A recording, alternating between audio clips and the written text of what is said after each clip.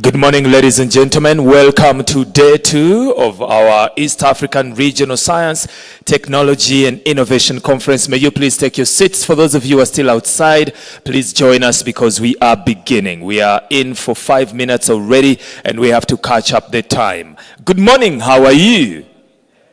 Come on, how are you feeling today? Are you ready for day 2? Beautiful. Honorable ministers here with us today, permanent principal and undersecretaries from EAC partner states. The Deputy Secretary General will be here with us today of the East African community, heads of EAC organs and institutions, members of the diplomatic corps, esteemed partners, distinguished participants, members of the media that are here with us today. Ladies and gentlemen, welcome to day 2.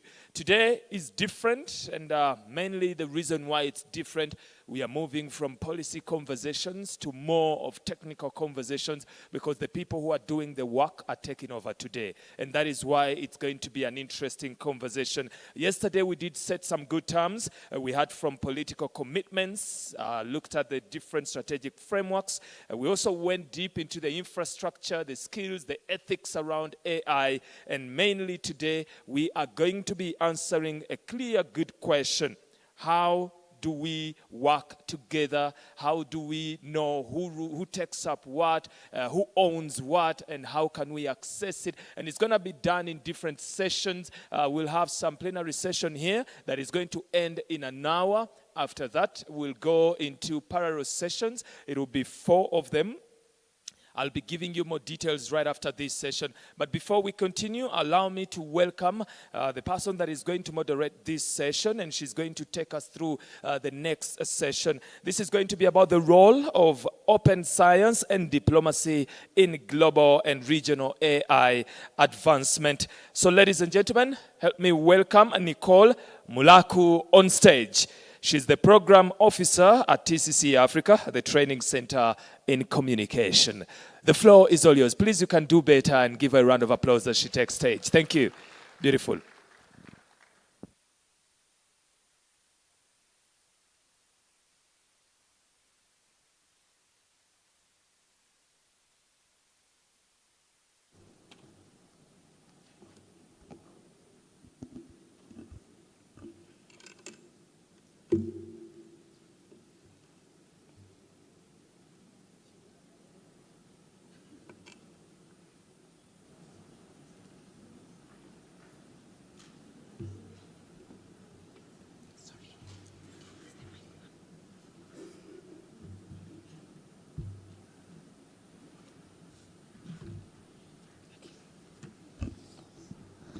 Good morning. Distinguished guests, colleagues, and participants, good morning to you all. My name is Nicole Mulaku, and I'm the Program Officer, Librarian Consortia, and an Open Science Advocate from the Training Center in Communication. And it's my great pleasure to welcome you all to today's plenary session and to thank our partners, EAC, for this opportunity to go deep into the conversation on partnership and strategic engagements on the area particularly on what we'll be talking about today on open science and what can we do to promote strategic AI governance and strategic planning. Today's discussion is important. It comes at a time where the research and higher education landscape is steadily growing day by day. So we have to steadily adapt to changes that are emerging every day because AI is advancing every day. So we have to adapt it into our research and higher education system. This session is an opportunity to learn more on how on strategic engagement, particularly on the area of open science, on science diplomacy, how are stakeholders currently working together, and what can we do as stakeholders who are present into getting into the future as AI grows. So for today's session, we'll have the panel discussion, but before we have the panel discussion, we'll have the keynote presentation from Ms. Joy Owango, who is the Executive Director of the Training Center in Communication, and she will be talking about advancing responsible AI through open science and science diplomacy Connecting Partner States for Inclusive Regional Innovation. So without much further ado, I'd like to welcome Mr. Owango to give the keynote presentation. Thank you.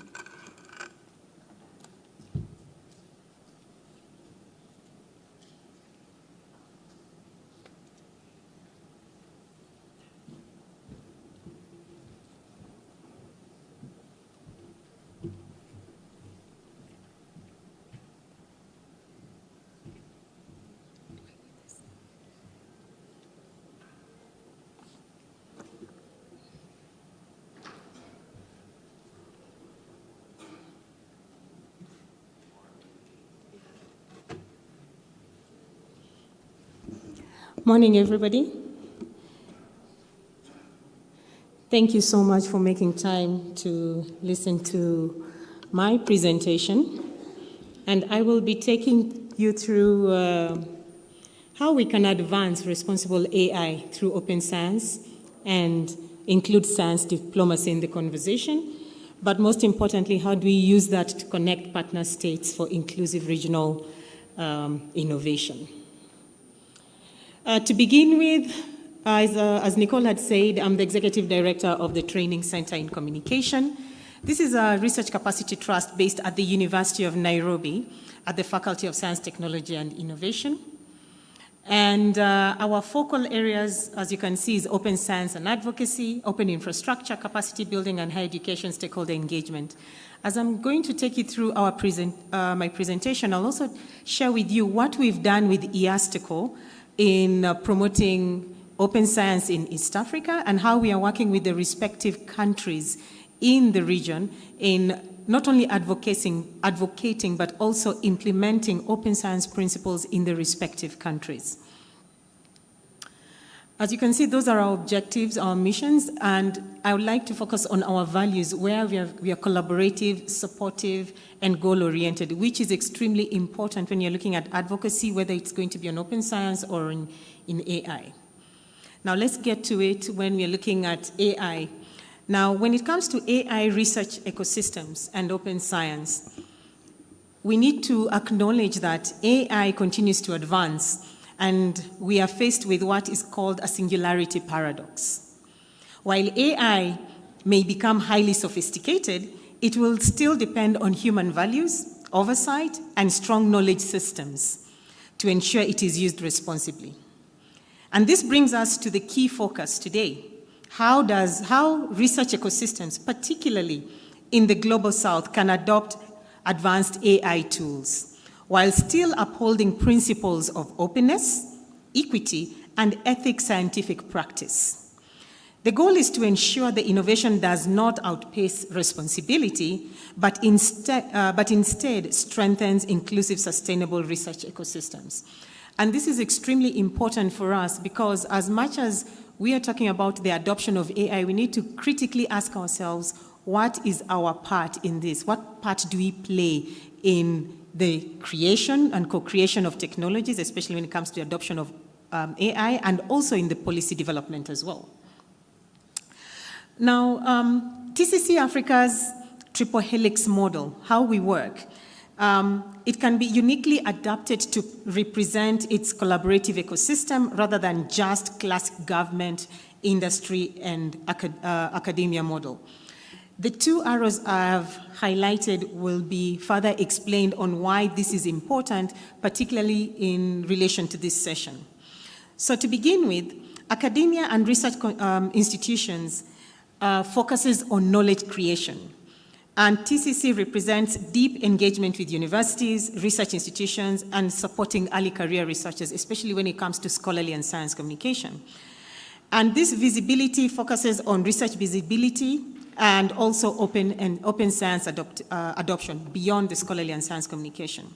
Some of the collaborations with universities we've had are not only in Kenya, Uganda, the better part of Eastern Africa, Northern Africa, and also West Africa, making it a total of over 40 countries that we are working with. Now, to the first arrow, policy and governance. When you're looking at an enabling environment, we look at encompassing partnerships with ministries, national research councils, and regional bodies that influence higher education and research ecosystems. Our focus here is on advocacy for open science, policy alignment, and institutionalization of ethical research and open infrastructure. And that leads to industry and infrastructure. And this is about the innovation and application aspects of it. And I hope you can see the connection with how AI will be very important, because this involves collaboration with technology and publishing organizations that provide digital tools, platforms, and expertise. So the focus here is on open infrastructure development, data visibility, persistent identifiers. The good thing is that all of us here, or most of us here, are researchers, so I'm talking about DOIs, innovation in scholarly communication. How do we try and break the gap on reducing APC costs, or just not pretty much paying article costs when it comes to publishing? So what infrastructures can we use in Africa that can aid in that, which will also aid in the visibility of our work? Now, in order to have all these conversations, we've been advancing open science in Africa, and our core partner has been PLOS. And this is a partnership that started in 2021, and our main goal is to make sure that open science principles are adopted not only in Eastern Africa, but in Sub-Saharan Africa. So one of the things we've been doing is that our main partnership in Eastern Africa was with the East African Science and Technology Commission. And this partnership was established in May 2022. And the biggest success story out of that was that we included open science principles in the EAC STI policy, making it the first of its kind literally on the continent, where we had 7 ministers and 7 presidents agreeing to the fact that we need open science principles within our STI policies. There's a strong correlation between the two, and most importantly, aiding in the visibility of the research that is going to come out of the region. Out of that, we are working with respective countries in East Africa to make sure that that open science is adopted within the respective countries. So, to begin with, in Kenya, we started with convening, and right now we are in the process of funding, resource funding to help the Kenyan government have an open science strategy. We're also doing that with Somalia as well. But then in Uganda was quite unique. Uganda wanted to have a stakeholder analysis on who the stakeholders are in open science in order to avoid duplication of activities, and they want to include open science within their higher education policy. And these are all conversations that we do with the Research Council. So in some countries, it is led by the Research Council or the Ministry of Science, Technology, and Innovation. In Tanzania was very critical on publishing. As you can see, it is what are the needs of the country. So even though we are looking at open science broadly, some are looking at infrastructure, some are looking at policy alignment, some are looking at a stakeholder engagement. So in the case of Tanzania, it was infrastructure and publishing. How can they create publishing platforms and also create an ecosystem where they can improve their publishing practices? We helped the government of Tanzania come up with the journal publishing guidelines. What makes this unique is that it is the first guideline literally on the continent that has open science principles, not just promoting publishers, but also the point of where you can use open science principles as a means of publishing and increasing the visibility. The pipelines that we have is DRC, the government of DRC has reached out to us, Burundi, and Rwanda. So these are countries that are in the pipeline on how we can support them in adopting open science principles. We listen to what they have to say, and then we help them, guide them at a national level.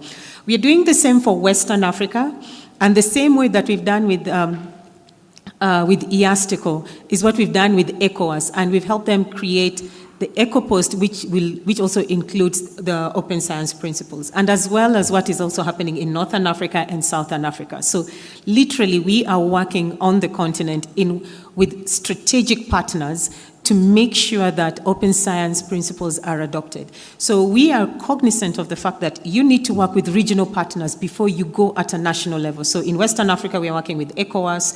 In Southern Africa, we are working with AOSP, the African Open Science Platform. In Northern Africa, we are working with the Arab States Research Education Network. Now, how does this connect to AI? When you look at AI, we are looking at us moving from access to agency. That is what AI can give us.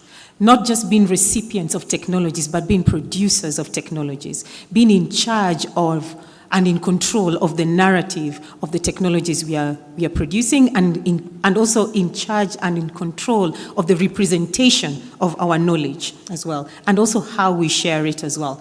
What does that mean? These are some of the select institutions or programs that exist right now.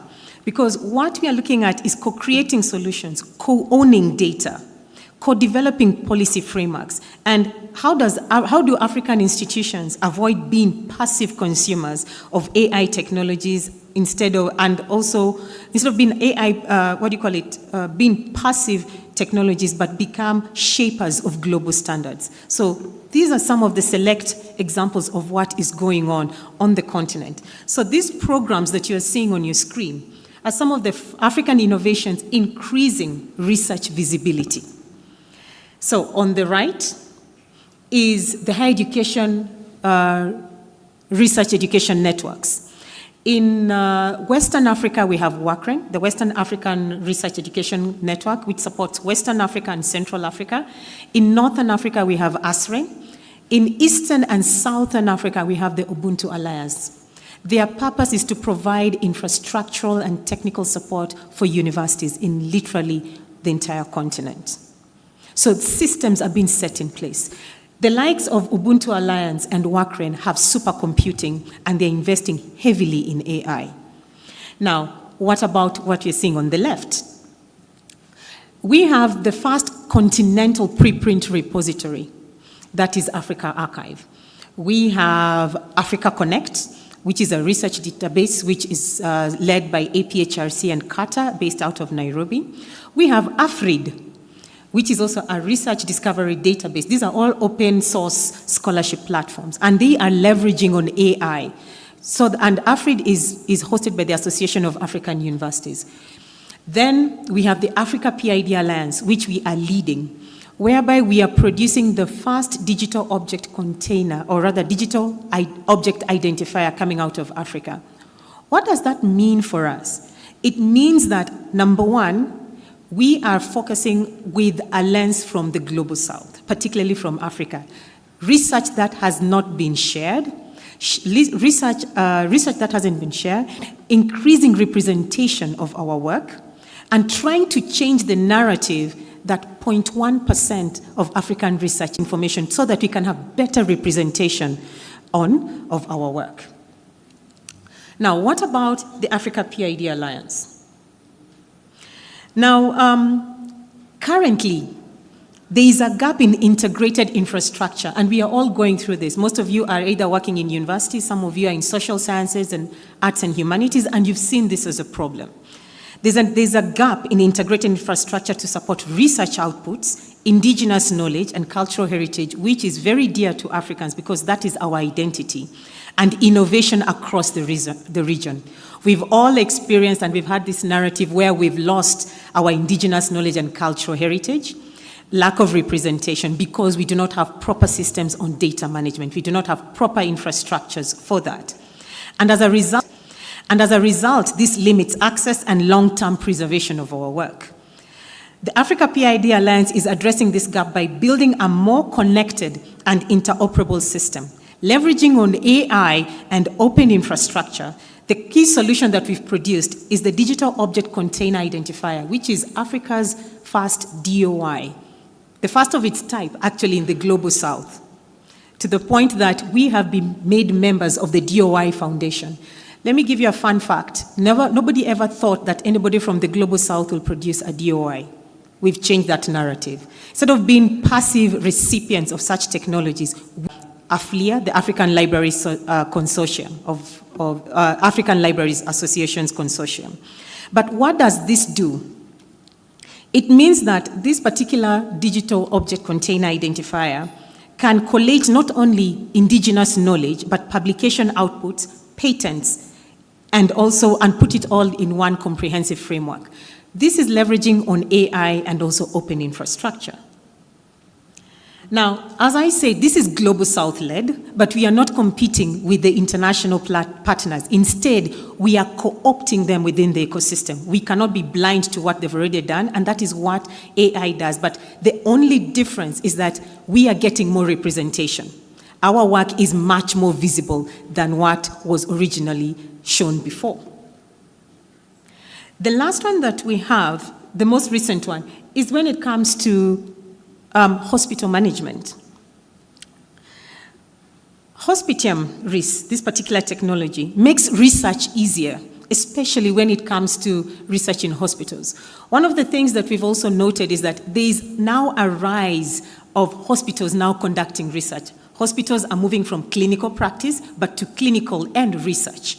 But what we noticed is that there was no research management system for hospitals. There are research management systems for universities, but there are no research management systems for hospitals. Bearing in mind, health is one of the focal areas of Agenda 2063. It goes to show that we need to invest in technologies that can aid in improving our research management systems in this critical sector of health. So if we are looking at a more organized and valuable institution, instead of having an asset burden, especially if these institutions are working with universities, we need reliable research information management systems. And again, these technologies are leveraging on AI. These are just use cases. They're leveraging on AI and open science infrastructure. Now, the strategic impact of what we are doing with the research management for hospitals is that when an institution adopts this technology, it helps the hospital grow from just providing care to becoming a recognized research center as well. It increases its global visibility, making the hospital more competitive for international trials and funding opportunities, and at the same time, it creates a cycle where research improves clinical care, ensuring outcomes and global compliance. And you may ask yourself, aren't hospitals doing it? The reality is no, at least in Africa. But when you go to the global north, they do have these technologies. This is why hospitals in the global north are very competitive. They have access to funding. So if we want to be also relevant to our universities, especially the universities that are producing medical researchers, they need an ecosystem where they can conduct the research, and that is the hospital. So we need to make the hospitals conducive for them.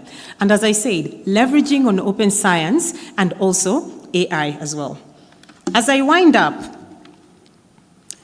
it is important to recognize that open science and AI cannot and should not be discussed in isolation. I've just shared with you some case studies of what is happening on the continent and also what we are doing as a center.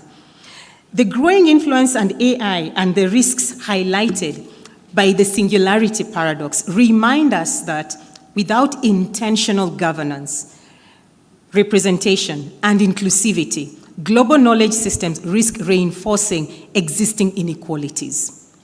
For Africa, this is a defining moment, not just to expand access to knowledge, but to move decisively towards agency. So we need to move from access, just relying on technology given to us, but producing that technology, where we actively shape, contribute, and lead the development of research and innovation systems. This shift is already underway through African-led infrastructure and initiatives that are strengthening visibility, interoperability, and ownership of our knowledge systems, as the examples I've just shared with you. However, sustaining this progress requires strong policy and governance frameworks, that embed equity, accountability, and long-term impact. Ultimately, the future of open science and AI must be inclusive and globally representative, and Africa has a critical role to play, not at the margins, but at the center of shaping this future. Thank you so much.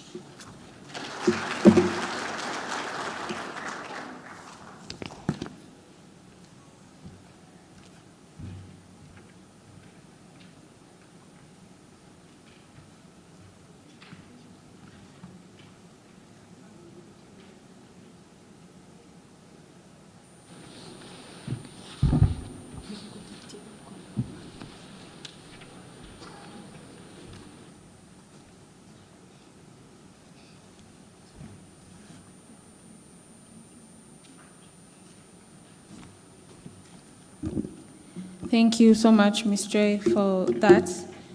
We quickly move on to the panel discussion, and I'd like to call upon our panelists for this session. We have Ms. Joy, who's already here. I'd like to call upon Dr. Henry Warohio, who is the Director of Research and Management Consultancy at ESAMI. ESAMI is the Eastern and Southern African Management Institute.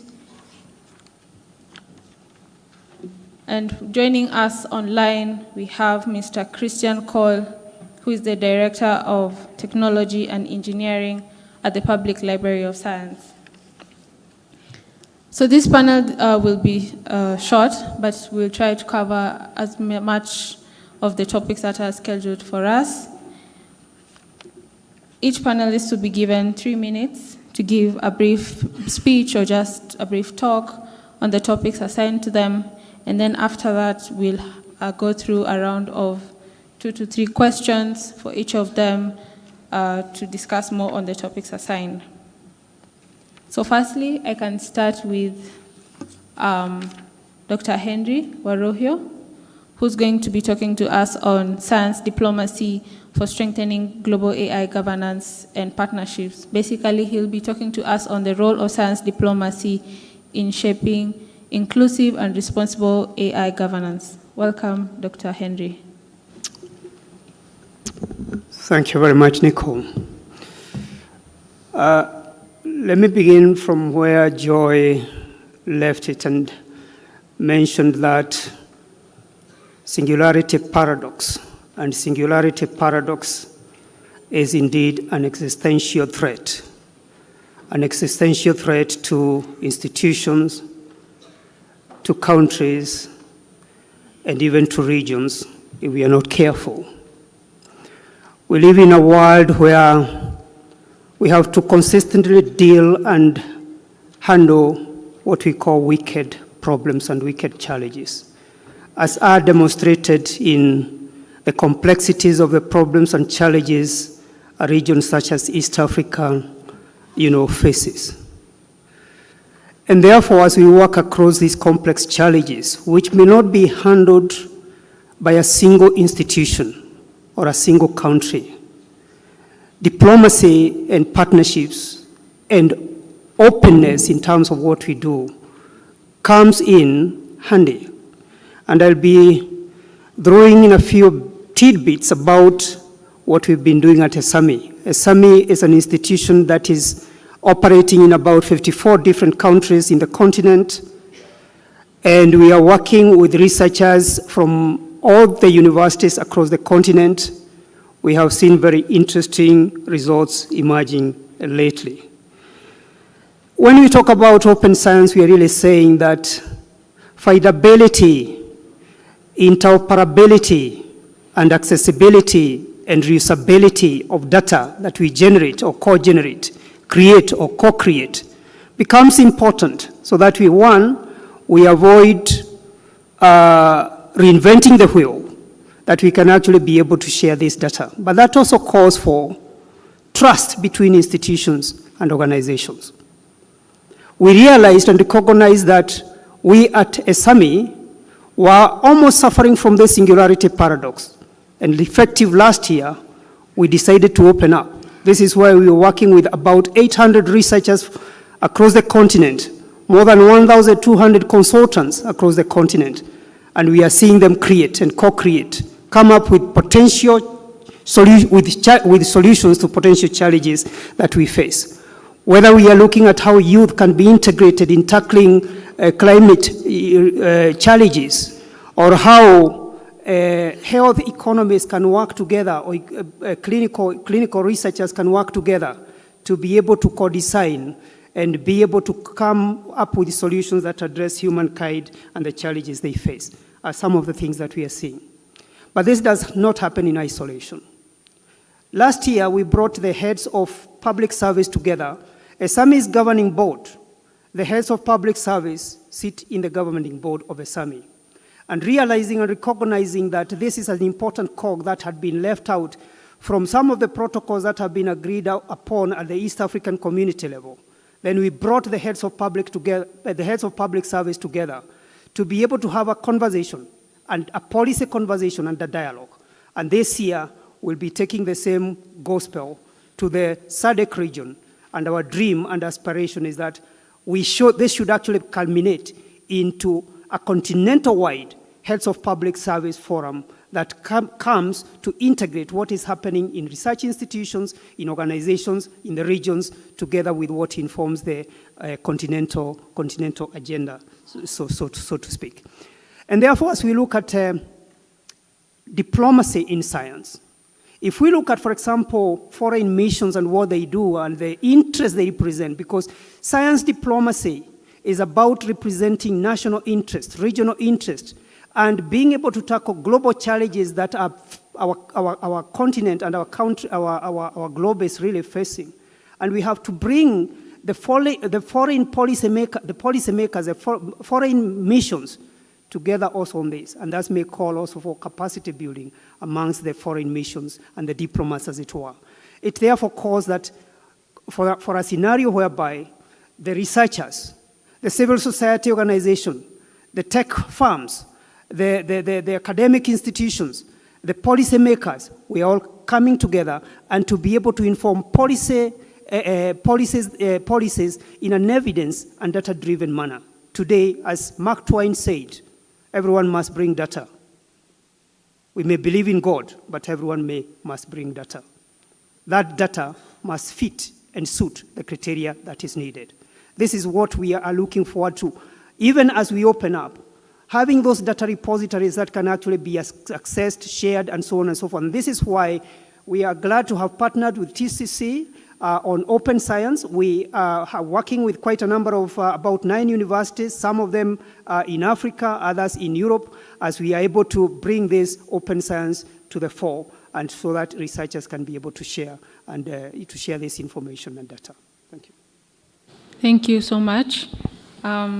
Next, we have Mr. Christian Cole, who is going to be talking on, his topic is on capacity building and knowledge exchange for equitable AI development. And he'll be giving us insights into strengthening knowledge exchange and inclusive participation in AI system. Welcome, Mr. Cole. Sorry.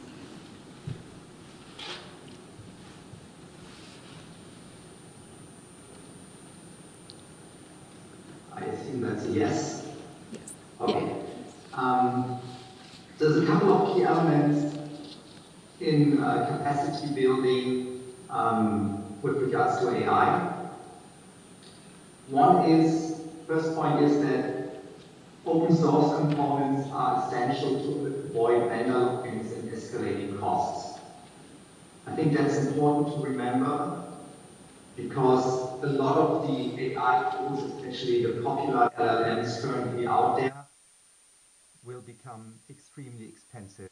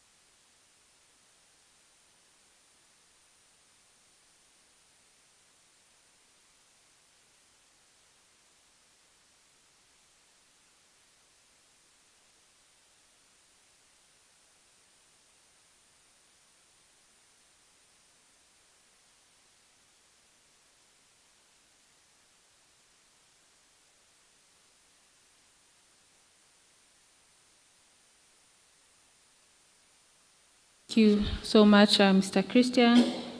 And then the last bit is on open science as a catalyst for inclusive AI innovation. And I'm just going to briefly talk about that, representing the Training Center in Communication. This isn't just in line with what Ms. Joy has talked about today. I think from the presentation and the strategic partners we have all over the continent, it's quite clear that there is a message we are not only sending from the Global South to the Global North, but it also shows that stakeholders are willing to come together and sit down together. It's through these conversations that we are able to come up with innovative solutions, like from the technologies that we'll be talking about, like the Africa PID Alliance and the DOCID, and we also have Hospitium, and also we know that there are several other African continental stakeholders who are coming up with similar solutions, or solutions that are basically going to ease in the research space in the continent. Oftentimes, we are left behind in so much that's going on. So by coming together and sitting down together as stakeholders and having these conversations as one, we are sending a voice outside there that we also have a way to come up with solutions that will help us, and also you people as from the Global North can join us in these advancements that you're making from the continental perspective. So our strong call as a center to our partners here and our partners who would like to collaborate with is we welcome you to join us to sit at the table and have these conversations on open science. As Ms. Joy was sharing from our continental footprint, every country has their own priorities or areas that they feel need to be critically addressed. And it's through us having those conversations that they're able to come to that realization of their priorities. And they're all in line with the brackets of open science. So now I think we can quickly go over to the questions. And I'd like to pose my first question to Dr. Henry Warohio. From an aspect of policy alignment and cooperation, what do you think, or what practical mechanisms can better align scientific expertise, policy making, and international diplomacy to create coherent and responsible AI regulation across the continent and across the borders? Thank you very much for that question. I think when we look at multilateral engagements and arrangements as they exist today, they are highly concentrated, and the power dynamics and governance structures very highly concentrated. And that's an interesting perspective, because when you look at the UN principles, for example, leave no one behind, isn't it really a contradiction between what we see in these institutions vis-a-vis what we are actually talking about? And we are talking about participatory approaches.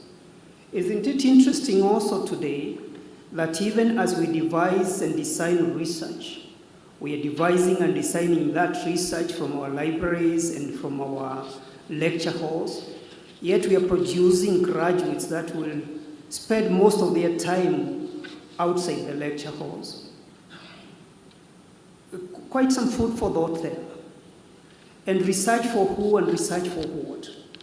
From where we sit, I think research does not solve problems that exist in institutions and in society. It's just but noise. The other thing I want to observe is that many a time academic higher education institutions are promoting their faculty based on the number of publications that they have, or rather number of articles that they have published.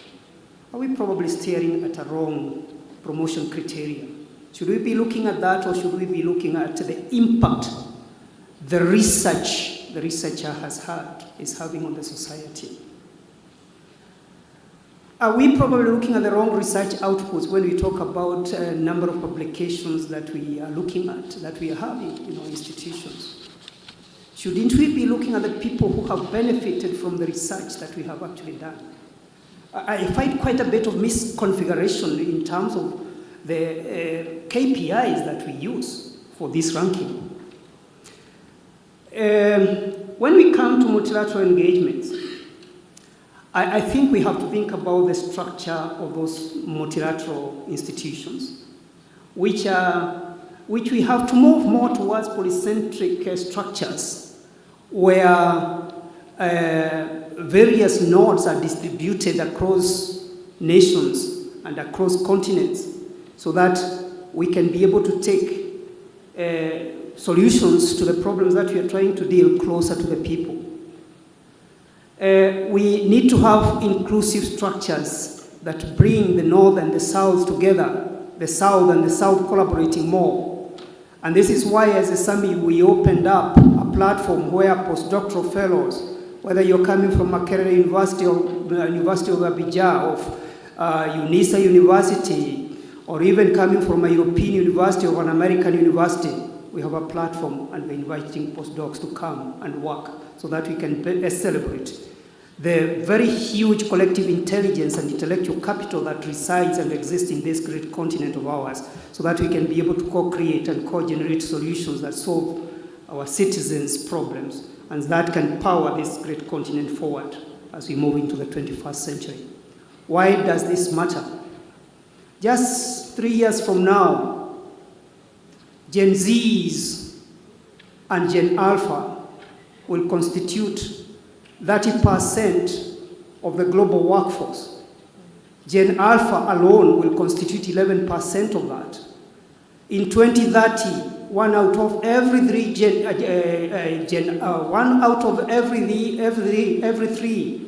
Alphas will reside in this great continent. It is a continent with the highest youth dividend, with the highest youth population, and the future belongs to Africa. For this matter and reason, it is important for Africa not to work in isolation, for institutions in Africa not to work in isolation, for governments not to advance science diplomacy alone, but to work with researchers, academic institutions, civil society organizations, industry captains, and to be able to bring to bear better budgetary allocations to support this work, whether you're looking at infrastructure or we are looking at capacity building, or even whether you're looking at various aspects that will come. And this is how one way in which, as we collate and come up with these data repositories and clean up that data set, those data sets, and create metadata sets that will help address the problem of disinformation, misinformation, and deep fakes that Africa has been associated with as we move and traverse into the future. This therefore means that we've got to move more and more towards shared R&D initiatives, establishment of AI labs which we can be able to share and co-host, provide access to data, to information and those data sets, allow free movement of intellectual capital around the continent, but also free movement of data, information, and have scenarios and situations whereby regional AI agreements are thought through, agreed upon, but also we allow the utilization of those agreements so that more researchers can do more together, so to speak. But it also means that as we look at this, joint AI research projects, and at TESAMI we've really had some significant ones. If we look at the potential that there is in this continent, whether you're looking at universities in Australia or in South America or North America, Canada, and what have you, we have great minds, African men and women, delivering very great knowledge there, so to speak. And I dare say that even as we engage with this, I keep really wondering, and probably somebody needs to give me an answer. An engineer trained in Rwanda and an engineer trained in Makerere University or Nairobi University and an engineer trained in Beijing University, what's the difference? So why are we having 60 years down the line after independence still having Chinese to come and design roads for us? Where have we lost it? I think through this diplomacy, these are some of the spaces we want to probably say we need to claim our space. And as we claim that space, we need to collaborate. We need to coordinate more. We need to address the trust deficit that resides between countries and between institutions, because alone we face, like I said, existential threat. The sooner we recognize this, the better we are. The urgency with which we prompt ourselves to action, going beyond the talk, maybe that is what will salvage the future for the generations that I just talked about. And the future, let me tell you, does not belong to us. The future belongs to the generations that are behind us. And we owe it to ourselves to bequeath them a better future so that they can look into that future with hope and optimism. Thank you. Thank you so much. And in line with what you're talking about on claiming our space and calling for collaboration, I think I'll pose this next question to Ms. Joy.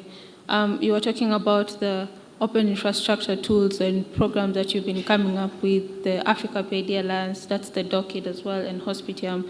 These are solutions coming from the Global South, meaning that they have recognized the problems that you're facing in the Global South and the collaborations you've had for the tools to reach where they are till now. So maybe you could talk to us on how are these two initiatives and more that are coming up, how are they enhancing research visibility and accessibility, and how can these infrastructures support more inclusive participation in AI research? Okay. So before I even talk about our programs, I had earlier shared what is happening on the continent. So some of the technologies that are aiding the visibility of our research and also giving us better representation include the African Journals Online, which most of you may be aware of or you've used. I've talked about Africa Archive, which is Africa's continental preprint repository. I talked about AFRID, which is led by the Association of African Universities, and Africa Connect, which is led by APHRC, based out of Nairobi. They all have one thing in common: better representation of African research. Also have another thing in common: they are leveraging on open technologies and also using AI to aid in increasing the better representation of African research. Now, what we are seeing is a trend where the Global South, particularly Africa, is getting involved in agency, creating technologies that will aid in the visibility of our work, trying to change the narrative. But when we look at it from an infrastructural program, like in the case of the Africa PID Alliance and what I shared with you about the hospitals, we are addressing a fundamental change, trying to change the narrative from making African research invisible, regardless of the type of research. With the Africa PID Alliance is in the social sciences, that is indigenous knowledge and cultural heritage. We cannot deny the innovation and economic value indigenous knowledge and cultural heritage contributes to our governments. We cannot deny the representation and then the identity value that indigenous knowledge provides to our governments. I'm sure most of you who visited the country, the first thing you did was visit the museum, cultural heritage. Some of you might end up going to the forest to see the gorillas, natural heritage. All this have an economic value, and if there is no system or there is no infrastructural capacities to protect this, we are in trouble, because a lot has been happening in isolation, a lot has been happening in fragmented spaces, and with the rise of AI, our work is not machine actionable or not machine readable. So as much as we are in the process of digitizing all our information, whether it is indigenous knowledge or cultural heritage or even any kind of sphere that we are targeting, we need to make our work machine readable. And these are technologies that, as I said, we cannot work in isolation. As Dr. Warohio said, we should take advantage of the centers of excellence that are focusing on AI. There is one based here in Rwanda at the University of Rwanda, and they focus on AI. And the thing about having an African Center of Excellence is means that you have joint research programs in order to avoid duplication. That is number one. You end up doing research that is relevant to the region. Okay?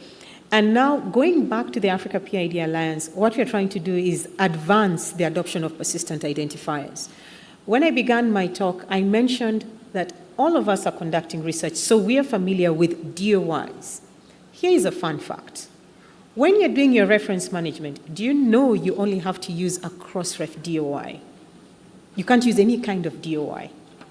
So if your work does not have a cross-ref DOI, your work cannot be seen. You cannot even cite it, even on an open reference management tool like Zotero. Did you know that as much as, going back to the conversation I talked about visibility, did you know that one of the largest platforms on the planet that is advocating for open science is only using DOIs to harvest information? A situation where most African countries cannot afford DOIs, and we are using other systems or other persistent identifiers, our work is not visible. So we are stuck in that notion where when a tree falls in the forest, is there anyone to hear it? Because nobody is there to see it or hear it, the assumption is that it didn't fall. So as much as we are talking about open science, there's still inequity. And that is why we need to be at the forefront in producing these technologies. So in the case of persistent identifiers, as I said, we are not competing with the global partners. We are co-opting them in our systems. Use our systems and make our work visible. Recognize the national identities that we are working with, such that in the case when we are working with contributors who are not particularly researchers, especially in indigenous knowledge and cultural heritage, their provenance is recognized. As of now, that is not happening. So you will work with the people on the ground, who will aid you and guide you on understanding the cultural heritage and the indigenous knowledge you're using. They will not be recognized, but the researcher will be recognized because they have ORCID identifiers. So what happens to the nationals? So this is why we want to co-opt national identifiers with global identifiers, thus merging, trying to break inequity. Now it comes to Hospitium. It came as a shock. We thought it would be obvious that we would have research management systems, research information management systems in our hospitals. To be honest with you, it came as a shock when we found out that there are no hospitals that have this. Literally, from Southern Africa all the way to Northern Africa. If you want to compete with Johns Hopkins University, how are you going to do that yet you're conducting research at a hospital? Hospitals are changing from just clinical practice into research. Hospitals are trying to make their ecosystems more conducive for universities to conduct research within their premises because they are a bedrock of data and they do not have research management systems. Right there is a problem. And if we were relying, as our colleague from PLOS has mentioned, if we were heavily relying on technologies from the global north, they will be biased.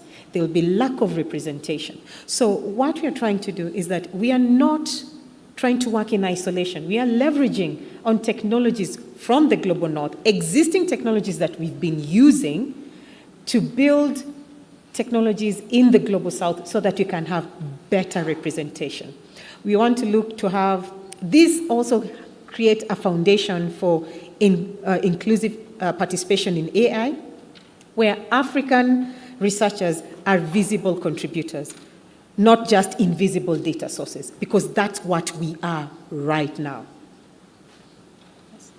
Thank you. Thank you so much for that. I think now we can get a publisher's perspective. So this question is for you, Mr. Christian, on knowledge exchange and collaboration. How can publishers enable effective knowledge exchange between researchers, institutions, and communities while still cognizantly respecting local expertise? Mr. Christian?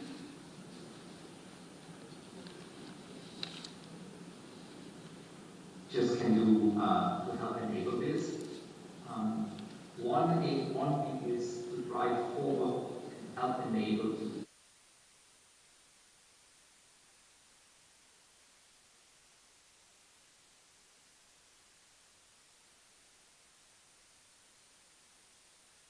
data and code protocols, for example, have proper identifiers, are properly linked, have proper metadata so they can be found and are freely available for reuse and for inspection.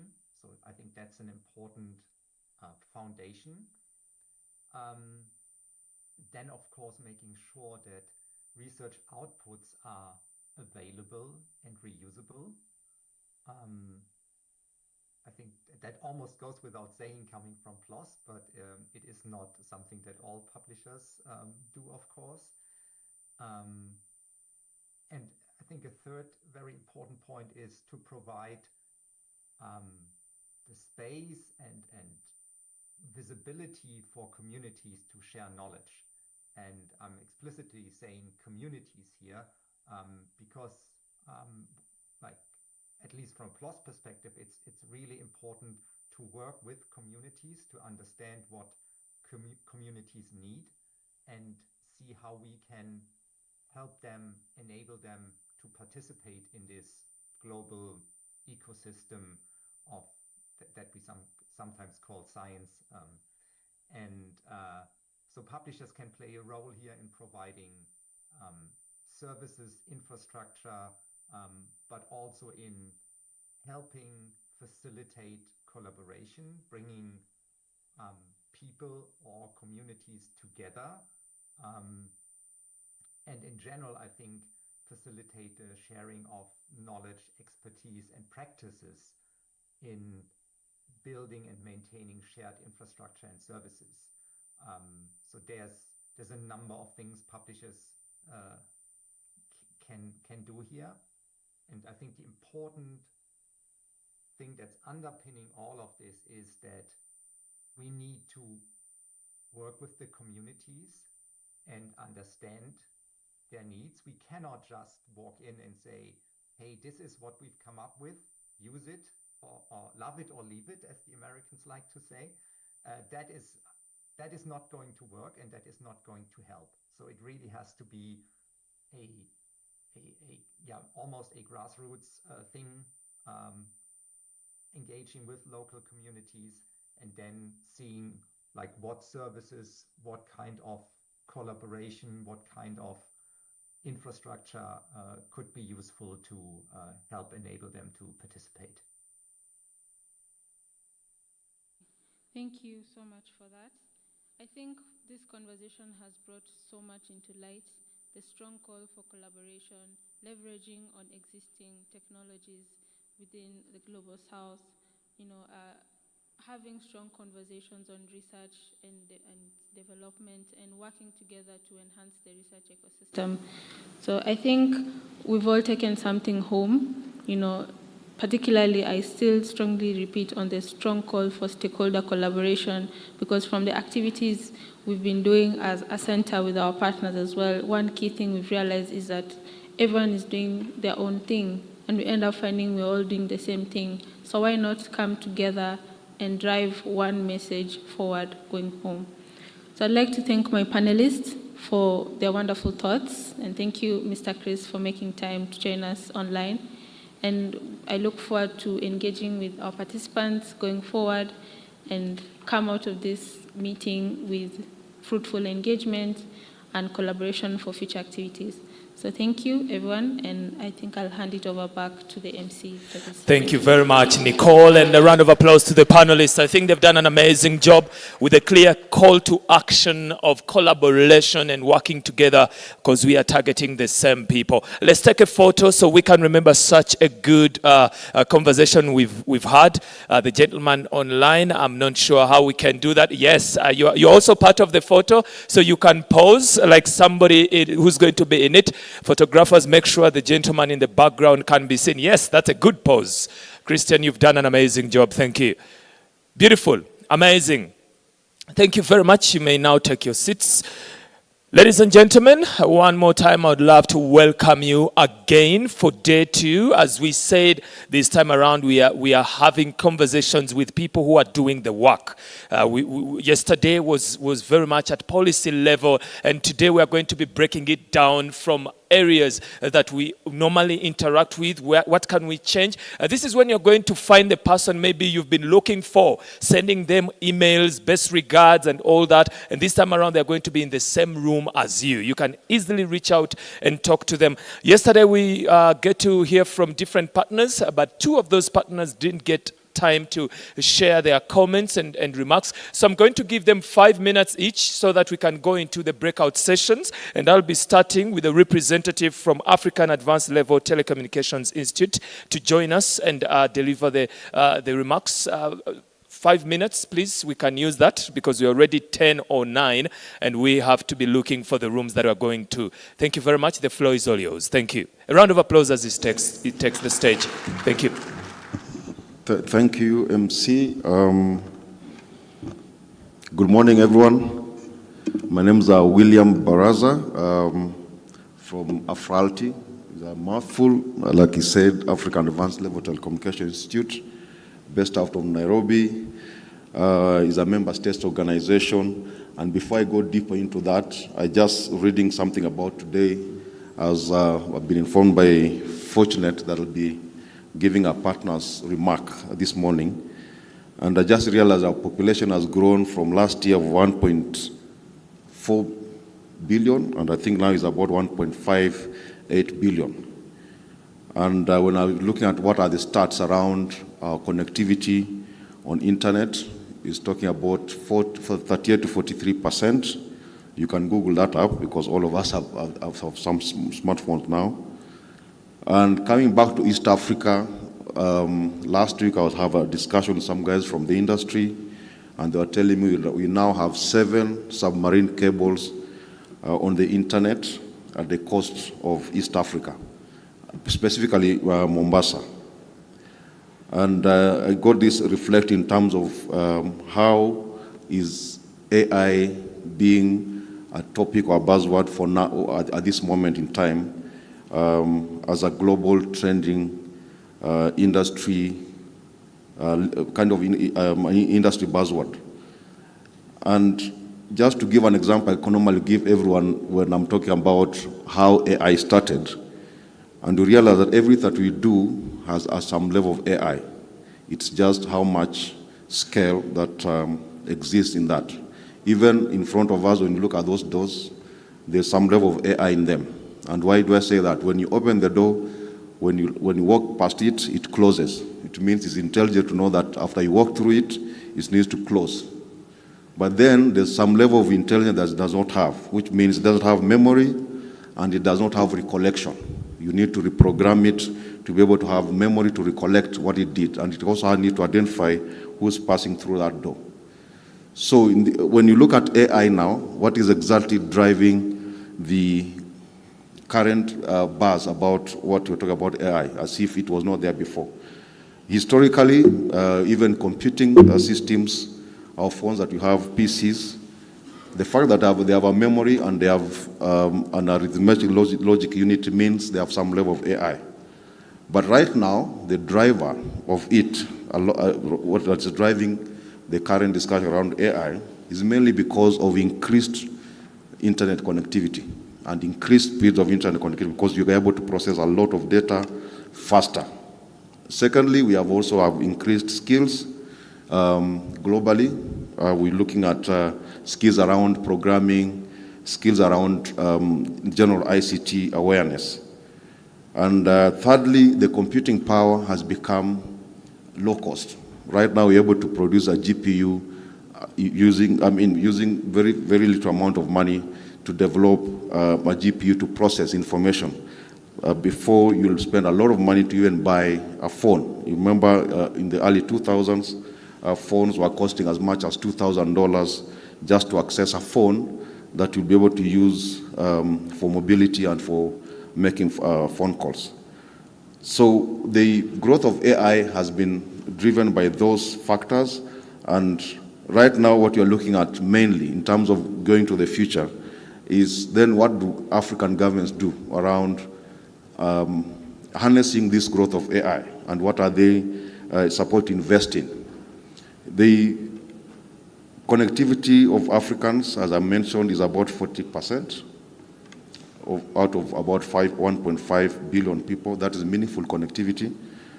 Now, this implies that about 700 million to 800 million Africans are not connected. When I was looking at the stats again, in all of these Africans, East Africa is leading with about 570 million people, which means about 40% of us are meaningfully connected to the internet. So this leads to the first future factor that involves growth of AI. One is people. What do you need to do to have all these people who are missing connectivity in Africa, about 700 million at least, to get meaningful connectivity to the internet? That means we need to look at government regulations to ensure that those who are not connected, they are meaningfully connected. We need to look at your universal access programs that you are doing in various countries. We need to look at skills development, because that's a barrier to meaningful access to the internet. You can have someone with a smartphone, but if they don't know how to swipe, they are not able to connect and use that smartphone meaningfully with the internet. We have to look at the issue of protectionism. I think our chief guest yesterday talked about sovereignty, which is not necessarily about protectionism, but supposed to look at harmonizing regulations that are supposed to enable cross-border transactions, cross-border engagements amongst our populations. We need to look at also the issue of infrastructure, and this talks to the second factor, which is compute, that drives growth of AI. So compute is not only about the system having, the RAM and the storage or the data center being in place, but you also need to look at the issues around electricity, connectivity in East Africa, which is again low. If you look at, I'm from Nairobi, and our demand for electricity is probably about 20,000 megawatts, but you're only producing 3,000 megawatts. I think, in fact, it's our president who mentioned one day when he went to one of the conferences, he was told that one data center requires 5,000 megawatts, more than what we already produce in Kenya. So you can imagine how much infrastructure you need to develop around building data centers to enable AI growth. The other thing also, besides the submarine cables, we need to look at what is the last mile doing to have access to connectivity. Because one thing bringing data centers close to the submarine cables, but it's another thing also to get the users connect to the data centers to access the AI services. And obviously, looking at the new technologies, we've seen the low Earth orbital satellite systems, 5G growing, but not enough. 5G requires a lot of spectrum and also requires a lot of equipment because of the fact that it has short space to transmit signals.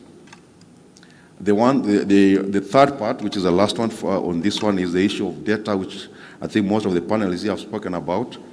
And one of the challenges we have as Africans is we have a lot of fragmented data. Our data sources are fragmented, they're not harmonized, and this requires, again, harmonization of regulations that determine how we store the data, how we transmit it, and how we share it across borders. So I'm happy to hear, and I'm also benefited from a session yesterday from, I think, a gentleman from UBRIL who was talking about their determination to influence multilingual AI solutions, which is very good coming from this session, so a good learning. The other part on data, which I believe is very strong, is about how do we collect the data? How do we use tools to collect data, not just for individuals, because the individuals are also data sources and data objects, but also from the environment.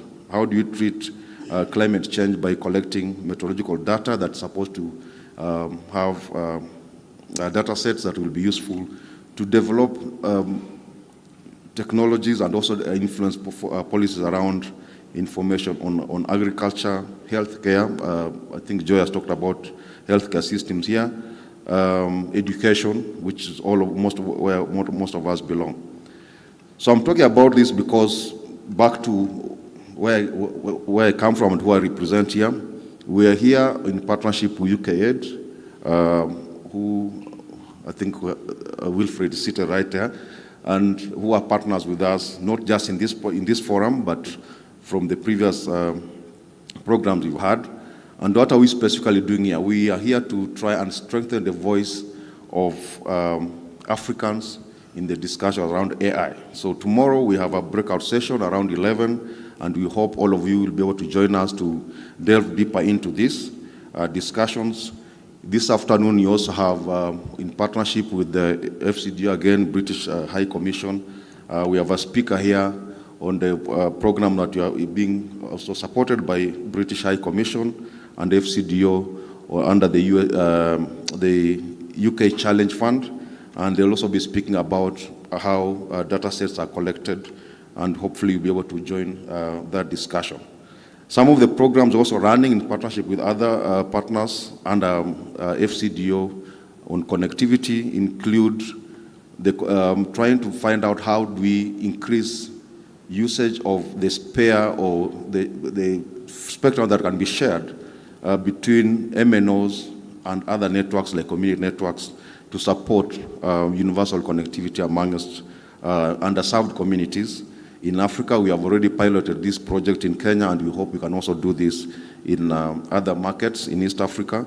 It's been very, very successful. We are looking forward also to having some AI discussions in some conference coming up in May in France about looking at how we handle the situated and emancipatory pedagogies to try and eliminate biases around educational systems that actually promoted colonial setup around discussing or educating our young people. We're also looking at presenting our paper in France, this is now in Brazil, on global solidarity models copied around climate change, where we are able to say, fine, if the developed world is moving with AI, and it has already set up precedents, there are millions of data centers set up, how do we leverage those models to mitigate issues around labor markets? Because as AI grows in the West, it means some of the jobs in the global South are going to be replaced. How do we use similar methods like carbon credits to ensure that we also have AI credits? So we are doing a research on that, and we'll be able to present. The paper has already been accepted in an AI conference in Sao Paulo in Brazil in May, and we'll be able to be presenting those models. If you have a chance, look out on the websites and you'll be able to see what we are doing there. I think I've exhausted my 5 minutes, but I have a lot to talk about. I'll stop here. Please join us tomorrow at 11 a.m. 11 p.m. is something else, but 11 a.m. is our talk. So thank you so much, MC, and thank you too for your attention. Thank you very much, Mr. William Baraza. He is the CEO and Director at the African Advanced Level Telecommunications Institute. Indeed, he exhausted the 5 minutes, but I do understand sometimes you have so much substance and it can't fit the 5 minutes. But the good thing is we have more breakout sessions where we can deep dive into this kind of conversation. If you allow me and give me more 5 minutes, at least we can try and fit that in. And we welcome Africa Research and Impact Network representative. This is also a partner we have here today. And then after that, I'll be telling you the sessions we are going to. We'll have 4 parallel sessions that will happen, and they are going to be happening in different rooms, one of them being this one, and others being the ADs. The floor is all yours. Yeah, good morning, everyone. All protocol observed. My name is Dr. Humphrey Agevi. I'm the Director Programs at the Africa Research and Impact Network. And I would like to give my apologies from the Executive Director, who also had other engagements in Netherlands. Africa Research and Impact Network is a think tank that is based in Nairobi. And we are represented in 36 African countries. And the work we do work around generating evidence, and this evidence helps to inform policy. And we work around science and policy interface, where we try to get information on what works and also what does not work, which then helps policymakers when it comes to developing policies that are evidence informed. And we know that East Africa actually stands at a critical intersection of climate vulnerability and also digital opportunity. We know that as a region, we have had quite a number of extreme events, which include the droughts, flooding, and also including things like the loss of biodiversity. And as that happens, also we have seen some growth in the AI systems, the data systems, and also the innovation systems. But the key question here, even as we are gathered here to talk about AI, the key question here is whether or not to adopt AI, but how do we shape the engagements we are doing? How do we integrate AI in those particular engagements to serve people, ecosystems, and also resilience? And as ARIN, what we do and what we engage in our initiatives, we help or we contribute to ensuring that we generate data, because we know that data alone does not build resilience, but the need for actionable intelligence, which then helps to build this resilience. And what we do, some of the engagements that we are involved in include, for example, the Llama project, that is locally led adaptation matrix for Africa, where we are trying to co-create matrix with the communities through the bottom-up approach, an initiative that is aimed at building towards the global goal on adaptation. We also have a bigger project that we shall also be showcasing in one of the side events, AI for Climate Resilience, which basically we are building the capacities of early career researchers around AI, and we are doing that already. We have onboarded 100 fellows whom we are building their capacities, and also the policy makers. We also work on also other initiatives, like, for example, integrating biodiversity into adaptation and mitigation action for planetary health, an initiative which we are doing in the counties within Kenya. And we also have, just with, I compare with the keynote address that was here in the morning, we have a publishing academy, which we are also helping to build the capacities of early career researchers around the publishing ecosystem. And as ARIN, as we work in these particular initiatives, we usually help to translate data into locally led indicators. Secondly, we also help to integrate community knowledge with AI systems. We also align metrics, for example, the Llama project, with the global frameworks, for example, the global goal on adaptation. And as we are gathered here as different stakeholders, ARIN, our key message as ARIN is that as we try to develop AI solutions, then we must ensure that we co-design those solutions with communities. Secondly, we need also to reflect on the ecological, cultural, and also the socio-economic contexts. And we also need to address the non-economic losses. And why are these critical? It is critical because all these will help in ensuring that there is equity, there is legitimacy, and also there is long-term sustainability.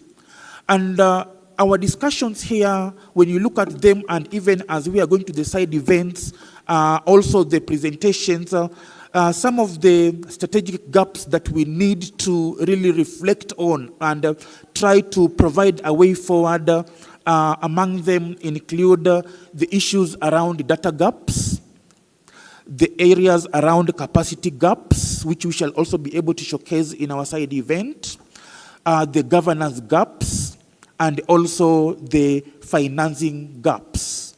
And that is the reason we are here, and we must do it together. And some of the ways we are suggesting as Aaron on how we can do it together is maybe we could ensure that we help in the strengthening of regional collaboration platforms. For example, the ISTECOL, the universities are in also as an area we can be able to be members or we can join as fellows. Also the need to invest in open climate data systems, because that is a gap. The need also for investing in AI innovation hubs, which we could link to the adaptation priorities. And then the need also to support the young researchers and innovators, and also co-developing policy frameworks that may integrate some of the things like the NDCs, the NAPs, and so on. Thank you very much, and I will want to welcome you to our side event that is next in room D12 with other partners. Thanks a lot. Thank you very much, Dr. Humphrey, and I really appreciate how you've used the time well, and he's also inviting you in the sessions that are coming up next. I think let's go straight to it, so we use 1 minute for us to know what's going on. And from 10 to about 1 p.m., we are going to be going through breakout sessions. You can decide which session you want to be part of. Some of the sessions are invitations only, so those of you who are invited, you definitely know where they are. But I can give you a quick overview. Here in MH1 and 2, we are going to have Auda Nepad and the Science for Africa Foundation. They are going to be hosting a session on advancing the AU vision for open research in Africa.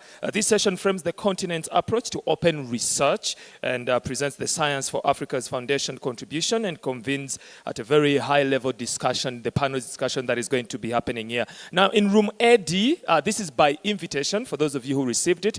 It's by the East African Community AI Alliance. They are hosting the first East African Digital Leaders Forum on Artificial Intelligence. So those of you who are invited, AD10, when you go out, go straight on your right and ask the protocol team, they'll direct you. It's more on this side of the building.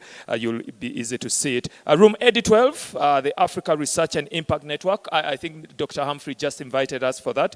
They are hosting a session on leveraging responsible AI for climate resilience in Africa. So if you would love to attend that, it's very open for you to go to. It's happening in room AD12. You'll also be able to see it. AD10, AD12, you'll see them on the same line. Now we also have another session. This is by invitation in AD4, the East African Journal of Science, Technology and Innovation, convening its editorial board meeting. And here they're going to look at the status and where we are. So those of you who were invited, you can be able to join. I think after that, you'll be going in for lunch. I can easily tell you maybe what will happen next. In case we don't meet again, it will be paper presentations, and they will be happening in different rooms. So please know that in this room, MH1 and 2, there will be parallel session 1A for AI for agriculture and food security. And then in AD12, it will be AI for health, well-being, and biomedical innovation. AD10 will have AI for education, skills development, and research excellence. After that, I think I'll be able to give you more updates, because starting around 3 p.m. to 4 p.m., which will be our closing, this room will have AI for climate resilience, environment, and natural resources. AD12 will have AI for industry, service delivery, and digital economy. ED10, we'll have AI for education, skills development, and research excellency. Then we'll have the last third block, which will be bringing us to the end of the day with AI for agriculture and food security in this room, innovation and commercialization of AI solutions in agriculture, that is ED12. ED10 will have AI for health, well-being, and biomedical innovation. So that is going to be our day. Please make sure you hydrate because we need you to be fresh as you go through the day. Otherwise, enjoy the sessions, and I hope you're going to have a wonderful time. I'll be giving you 5 minutes for those of you deciding which room to go to. After that, we can begin the sessions that are happening in this room. Thank you.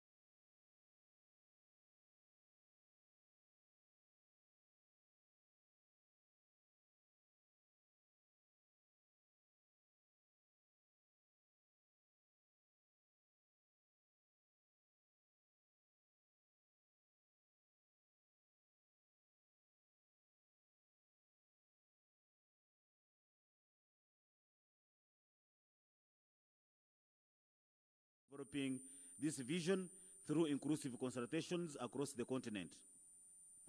As a stakeholder, we reaffirm our commitment to supporting member states in strengthening open, inclusive, and interoperable research systems. This includes advancing regional collaboration, promoting digital research infrastructure, and fostering policies that intensifies the openness, innovation, and knowledge sharing. I therefore encourage active participation in this discussion, share your insights, and also contribute shaping coherence and actionable roadmap for open research in Africa. Together, let us ensure that open research becomes a true public good, one that accelerates innovation, enhances collaboration, and also delivers tangible impact for our society. I welcome you and also wish you a fruitful deliberation. Thank you.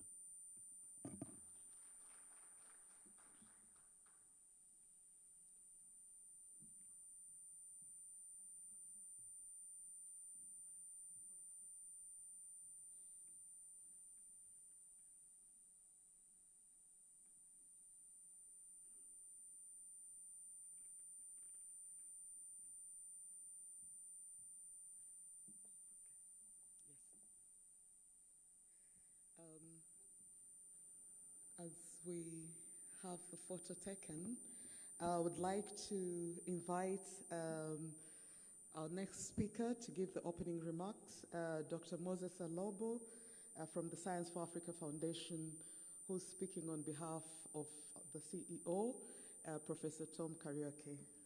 Moses?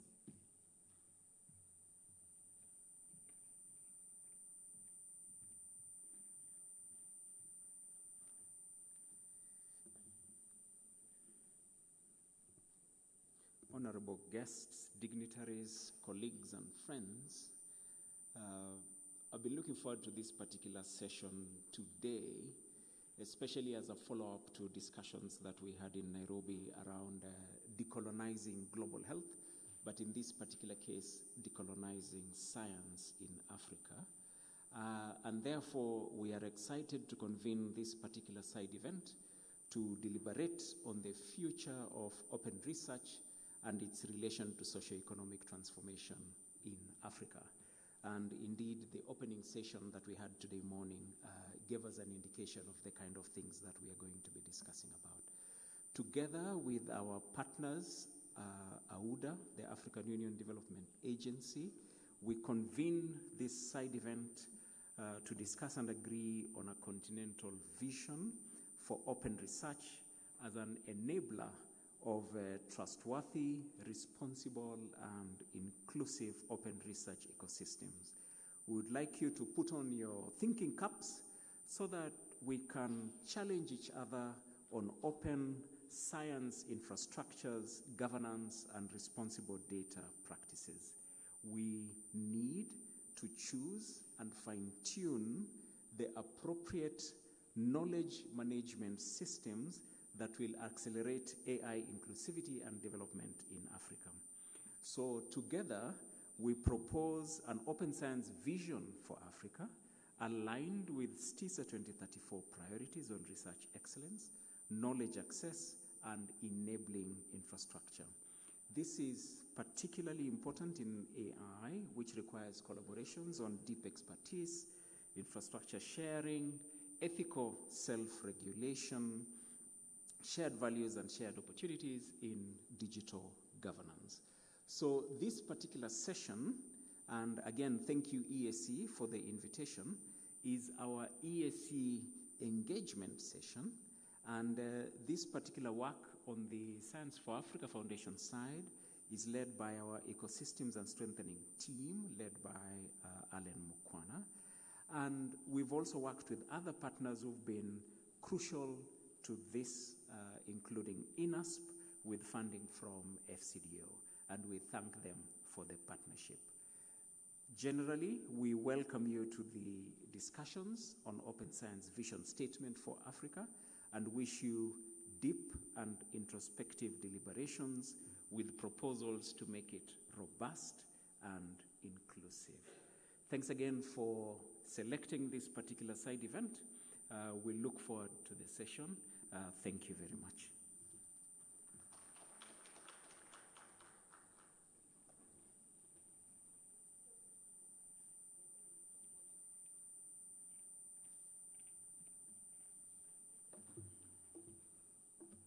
As Dr. Moses Alobo is taking his photo, at this point I would like to invite Professor Brando Okolo, who heads the Office of Science, Technology and Innovation at the African Union Development Agency, to come and give his opening remarks. Thank you so much.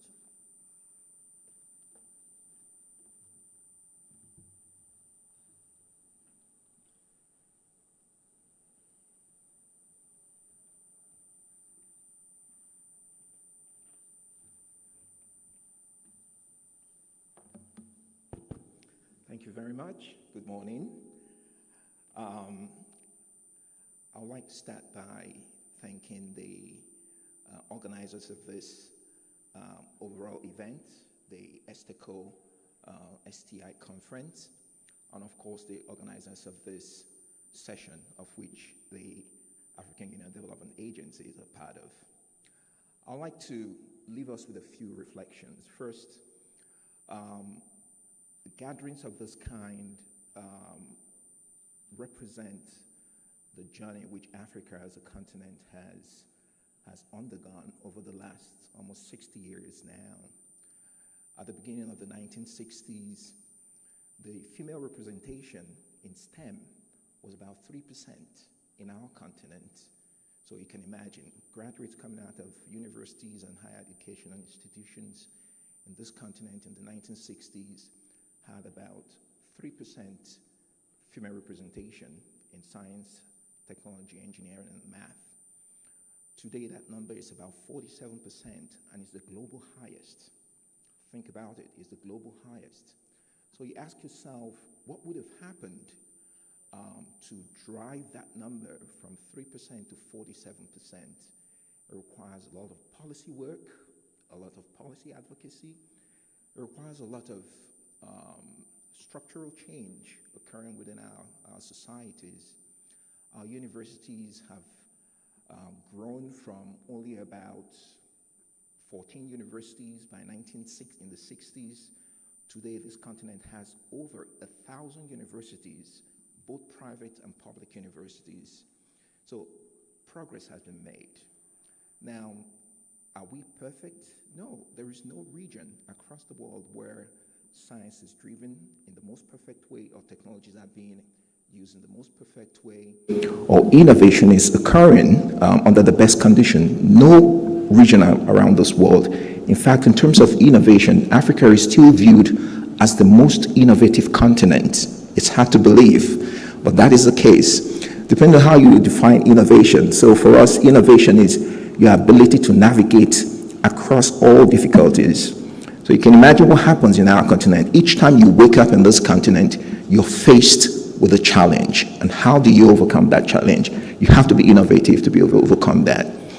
Now, in terms of open research and open science, I also have to say, some of you might not be aware, one of the products of the G20 gathering or meeting that took place last year in South Africa was the signing of agreement between the African Union, China, Brazil, and South Africa on open science.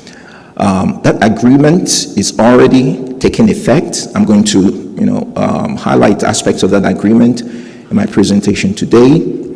I also have to say that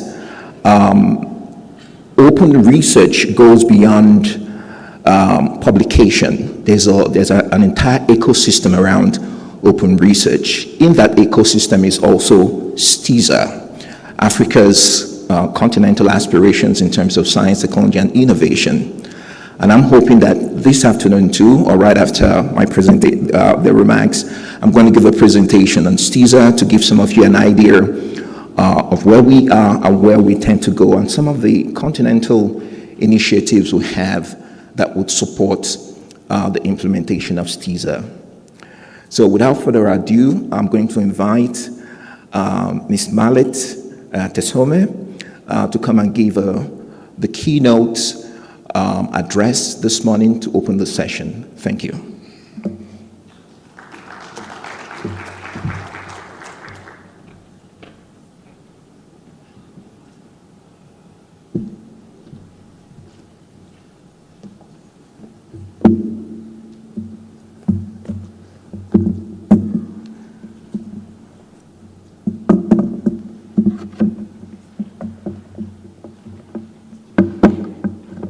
Thank you very much, Professor Brando. Good morning, dear colleagues. For the purpose of the keynote address regarding open research, I think it would be good to start at the very beginning, reflecting on data, which is really the building block of knowledge. When we really speak of data in the context of open research, we are speaking of information in its most elemental, structured form. Data really represents observations, measurements, responses, images, signals that, when interpreted, become knowledge. It is really the raw material from which we really instill theories and innovations. So in an era where digital interactions, scientific instruments, and societal systems continuously generate data, it has become the currency of modern understanding. So data is not merely a byproduct of discovery. It is foundational on how we observe, explain, and improve the world around us, really. So when data is more diverse, more complex, it becomes more essential. So the definition of data today extends far beyond numbers in a spreadsheet. It really encompasses scientific measurements from laboratories and sensors, social, economic, and environmental indicators, images, audio, and multimedia, so on and so forth. This expanded scope reflects the increasingly interdisciplinary and interconnected nature of inquiry.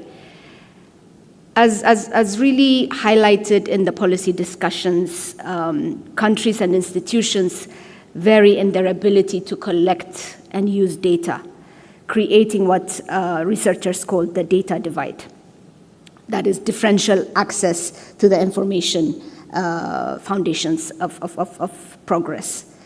So open research seeks to really close that divide by making data discoverable, accessible, interoperable, and reusable, aligning with global frameworks that position data as a shared asset for scientific and societal advancements. We also might want to reflect on the fact that data is inexhaustible. The more we use it, the more valuable it actually becomes. So unlike physical commodities, data is non-rivalrous. Using it does not diminish its availability. In fact, repeated use does not wear it down. It really amplifies its value. So when data sets are used, new insights emerge from old observations. Diverse disciplines uncover patterns invisible to individual fields. Independent validation strengthens credibility and trust. So this characteristic, identified by economists and public policy analysts, is what places data in a unique category as an inexhaustible resource whose worth compounds through sharing. And so at the heart of open research lies this understanding. Openness multiplies value. Data sets locked away in private repositories benefit only one group. The same data set openly shared can benefit entire communities, sectors, and generations. So we would also like to perhaps reflect on what we seem to refer to as knowledge sovereignty and Africa's innovative future in this context. As we reflect or think about open research in shaping the future of scientific discovery, it is also very important for us to speak about knowledge sovereignty, a principle that is increasingly central to Africa's development agenda, as we've time and again heard from interventions yesterday and today. Knowledge sovereignty reflects or refers to a society's ability to produce, own, govern, and use its knowledge resources on its own terms. It is really an assertion of agency, as we heard this morning. The recognition that data we generate, the research we conduct, and the innovations we create must serve our own priorities, strengthen our own systems, and really empower our own communities. So knowledge sovereignty, as we see it, is not about isolation. It is really about ensuring equitable participation. It is the capacity to negotiate partnerships from a position of strength, to set research agendas that respond to local realities, and to ensure that scientific outputs, data, insights, technologies remain accessible to the people and institutions that need them the most, including through assigning the relevant digital object identifiers, or DOIs as we call them. So this principle aligns deeply with the mission of STISA 2034, which was adopted to drive Africa's transition to an innovation-led, knowledge-based economy. The strategy, as Professor Brando just spoke, emphasizes that Africa's progress will be propelled by competitive science, technology, and innovation, really backed by investments in skills, of course, infrastructure, the frontier technologies needed, and sustainable industrial transformation, of course. So knowledge sovereignty is the backbone of STISA 2034's ambitions. An innovation-led, knowledge-based economy cannot exist without the capacity to create, steward, and apply knowledge locally. It requires, as I said, research infrastructure governed by African institutions, data that is generated, preserved, and shared in ways that really uphold African priorities, open research practices that enable transparency, collaboration, and reuse across the continent. So open research as a key enabler of this transformation, by making knowledge openly accessible to reduce dependency on external gatekeepers, empower African researchers to participate fully in global science, and unlock regional collaboration at really unprecedented scales. Openness, as we see it, or as we like to understand it, does not really dilute the concept of knowledge sovereignty. It really strengthens it by ensuring that Africa's scientific outputs are really visible, usable, and influential. This is also precisely the ethos behind the continental frameworks that speak to data governance, such as the AU Data Policy Framework, the AU Convention on Cybersecurity and Personal Data Protection, the Continental AI Strategy, and of course, STISA, and of course, the African Continental Free Trade Area protocols that deal with data-related issues as well. We must not forget that. We might, as I had, some of you might also been contemplating which terminologies to use, open science or open research, and we did have a reflection about that within the AU Commission's departments. I think STISA 2034 takes really a practical view of open science as the ecosystem and philosophy, whilst we really consider open research as the toolkit and behaviors used by researchers within that ecosystem. So in a way, the hands-on implementation of openness in the research process and the actionable operational science side of the broader open science concept, but we can discuss and debate that. But open research sometimes may be preferred, is maybe like a preferred term to explain the concept as it could be applicable across multiple disciplines. However, the core issue of democratizing knowledge is at the heart of both terminologies, and they could be used interchangeably. Among the CISA's foundations for best practice in science is integrated the values and principles of open science, ensuring that science or research is more accessible and transparent and responsive to societal needs. So, ladies and gentlemen, as way of concluding my statement, as we really stand at the frontiers of scientific renaissance, one truth has become clear: open science or open research is really the paradigm through which Africa can govern its knowledge, systems of sovereignty, organize its scientific institutions with coherence, and share its discoveries with confidence and purpose. So open research provides the transparency that strengthens public trust that we have been speaking about, the collaboration that accelerates innovation, and the inclusivity that ensures every researcher, whether in Dakar or Addis Ababa, Gaborone, or Tunisia, can contribute to and benefit from the collective progress of our continent. It transforms fragmented efforts into a continental ecosystem of shared learning, shared data, and shared opportunity. In the African context, the justification is even stronger. Our challenges are complex, transboundary, but deeply interconnected. So these challenges cannot be solved by isolated knowledge, locked behind institutional or national barriers. They really require open systems, open insights, and open partnerships. So continental initiatives, and particularly institutional arrangements that support open science, are very, very important. Finally, as I conclude, a call to action for the science, technology, and innovation community here to collectively commit to making open research the standard by which our science is organized, the principle by which it is governed, and the lens through which it is assessed, and the spirit in which it is shared. Thank you very much.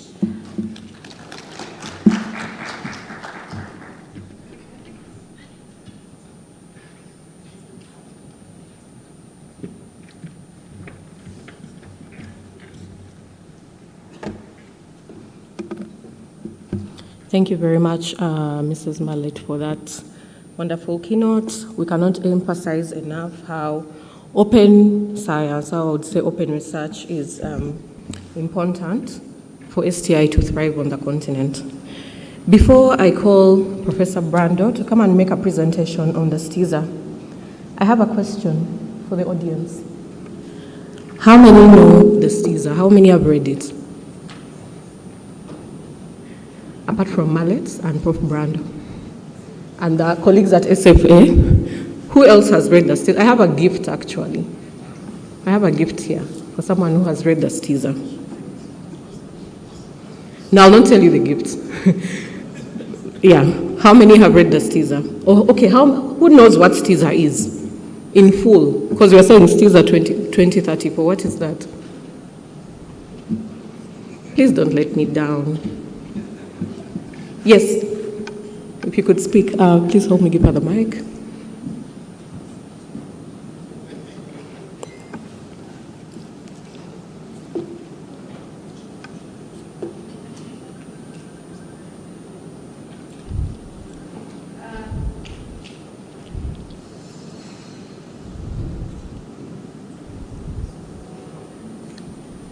Is it on?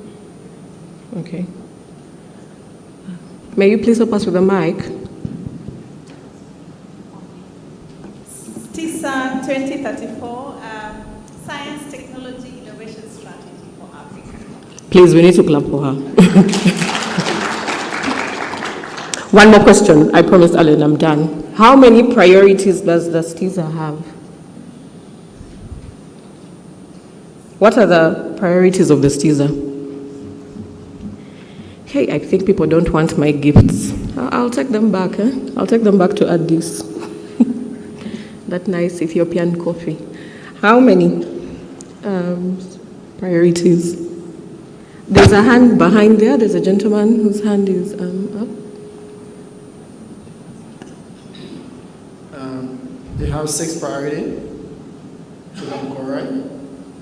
Okay. Yeah. Thank you so much. Yes, you're right. The STISA has 6 cross-cutting priorities, but identifies 5 priority sectors, which are agriculture, health, ICT, energy, and environment. So not to preempt Prof. Brando's presentation, Prof, may you please come and make the presentation on STISA. Thank you so much. Please see me for your gifts.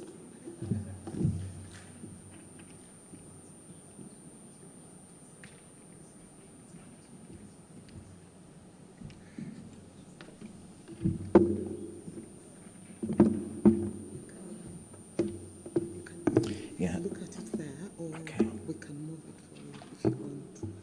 Use that. Okay, I'll move it myself. Okay.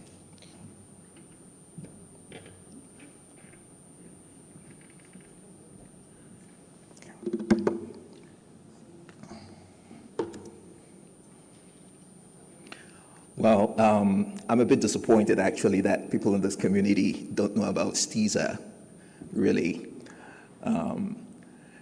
It's our continental blueprint for science, technology, and innovation.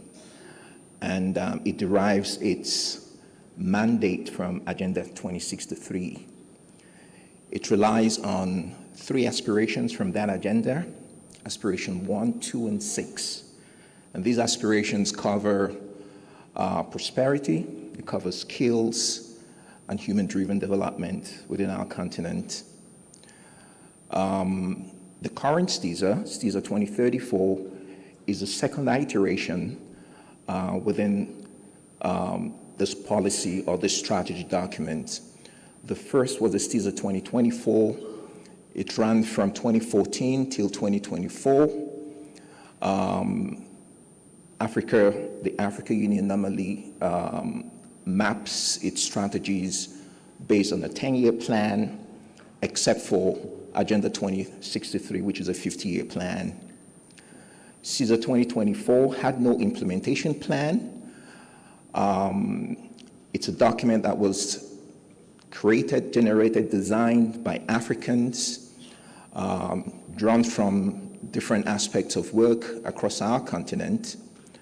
STISA 2034 tries to address some of the gaps that were identified in STISA 2024. A critical part of that gap is now the presence of an implementation plan. The implementation plan is currently in its advocacy stage. There are 2 phases to that implementation. The first phase deals with the advocacy work that goes into getting people like you and I know where we want to take this continent to on the back of science, technology, and innovation. It also involves looking at what kind of assets, STI assets, does the continent have? The flagship programs, the centers of excellence, the universities, those that are working at the known fringes of science, technology, and innovation in our continent. I also have to point out, also in terms of open research, there is a group in this continent which we often seem to ignore. It's a group that is critical to your existence and my existence in this continent. And this is a group that lies at the bottom of Africa's techno-economic pyramid. At the bottom of that pyramid, we have welders, dry cleaners, dressmakers, carpenters, electricians, plumbers, name it. People who make sure that this continent is functional. In some of our African countries, they constitute a significant portion of the manufacturing sector. If you remove them from that techno-economic pyramid, Africa will collapse. And we are convinced that there is science, there are technological innovations taking place at the bottom of that pyramid, and it's our responsibility to capture that. So for my presentation today, I will be saying a few things about open science, about our research systems, the partnerships that are going to drive the implementation of STISA, and of course, some of the priorities we have, especially at the continental level.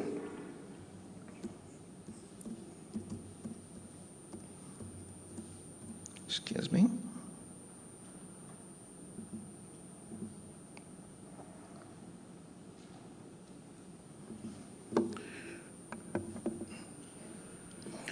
So in terms of the strategic context around STISA, some of you probably know that the continental target is for African member states to spend about 1% of their GDP on research and development in our continent. Unfortunately, only one country in Africa comes even close to that 1%, in fact, exceeds that 1%. The continental average today is about 0.4% of GDP. Only Egypt has a target, already implementing a target of 1.1% of their GDP spending on R&D. And you do see it when you go to Egypt. You get a sense that there is something unique happening in terms of science. Also, when you go to South Africa, you get a sense that there is something unique happening in terms of science. Even in Kenya, you get that sense. Also here in Rwanda, you get that sense that there is something happening in terms of science, technology, and innovation funding. But that funding is not enough. What STISA does is the implementation plan has been designed to have budget lines. So we have a budget volume of about $6.8 billion to be spent over that 10-year implementation plan. We're far from that number. We expect to get much of that money from both the private sector and the public sector. Historically, African countries, the member states, as you would see in that data, the 0.4%, there've been a lot of reluctance to spend on science, to spend on technologies and innovation, even to spend on R&D in general. So R&D both in physical sciences, R&D in the humanities, and in the social sciences. We're still falling short of that. As I already mentioned, STISA draws its philosophical bearing from Agenda 2063. Now, the priorities we have, as Ms.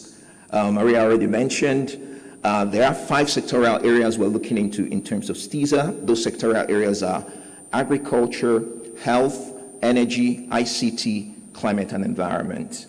And we have 6 cross-cutting priorities. Some of those priorities are new to us. They've been there, but new in terms of policy, especially science diplomacy as a critical cross-cutting area of priority within STISA. Frontier and emerging technologies, youth and women inclusivity, industrialization across our continent, private sector engagement, and of course,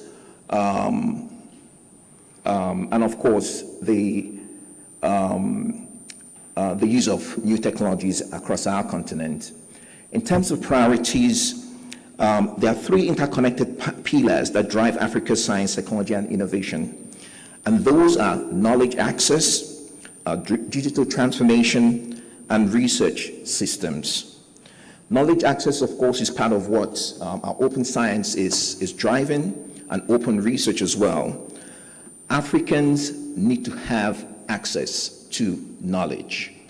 One way we could have access to knowledge is not just by publishing together, but by giving ourselves access to equipment, giving ourselves access to new technologies, giving ourselves access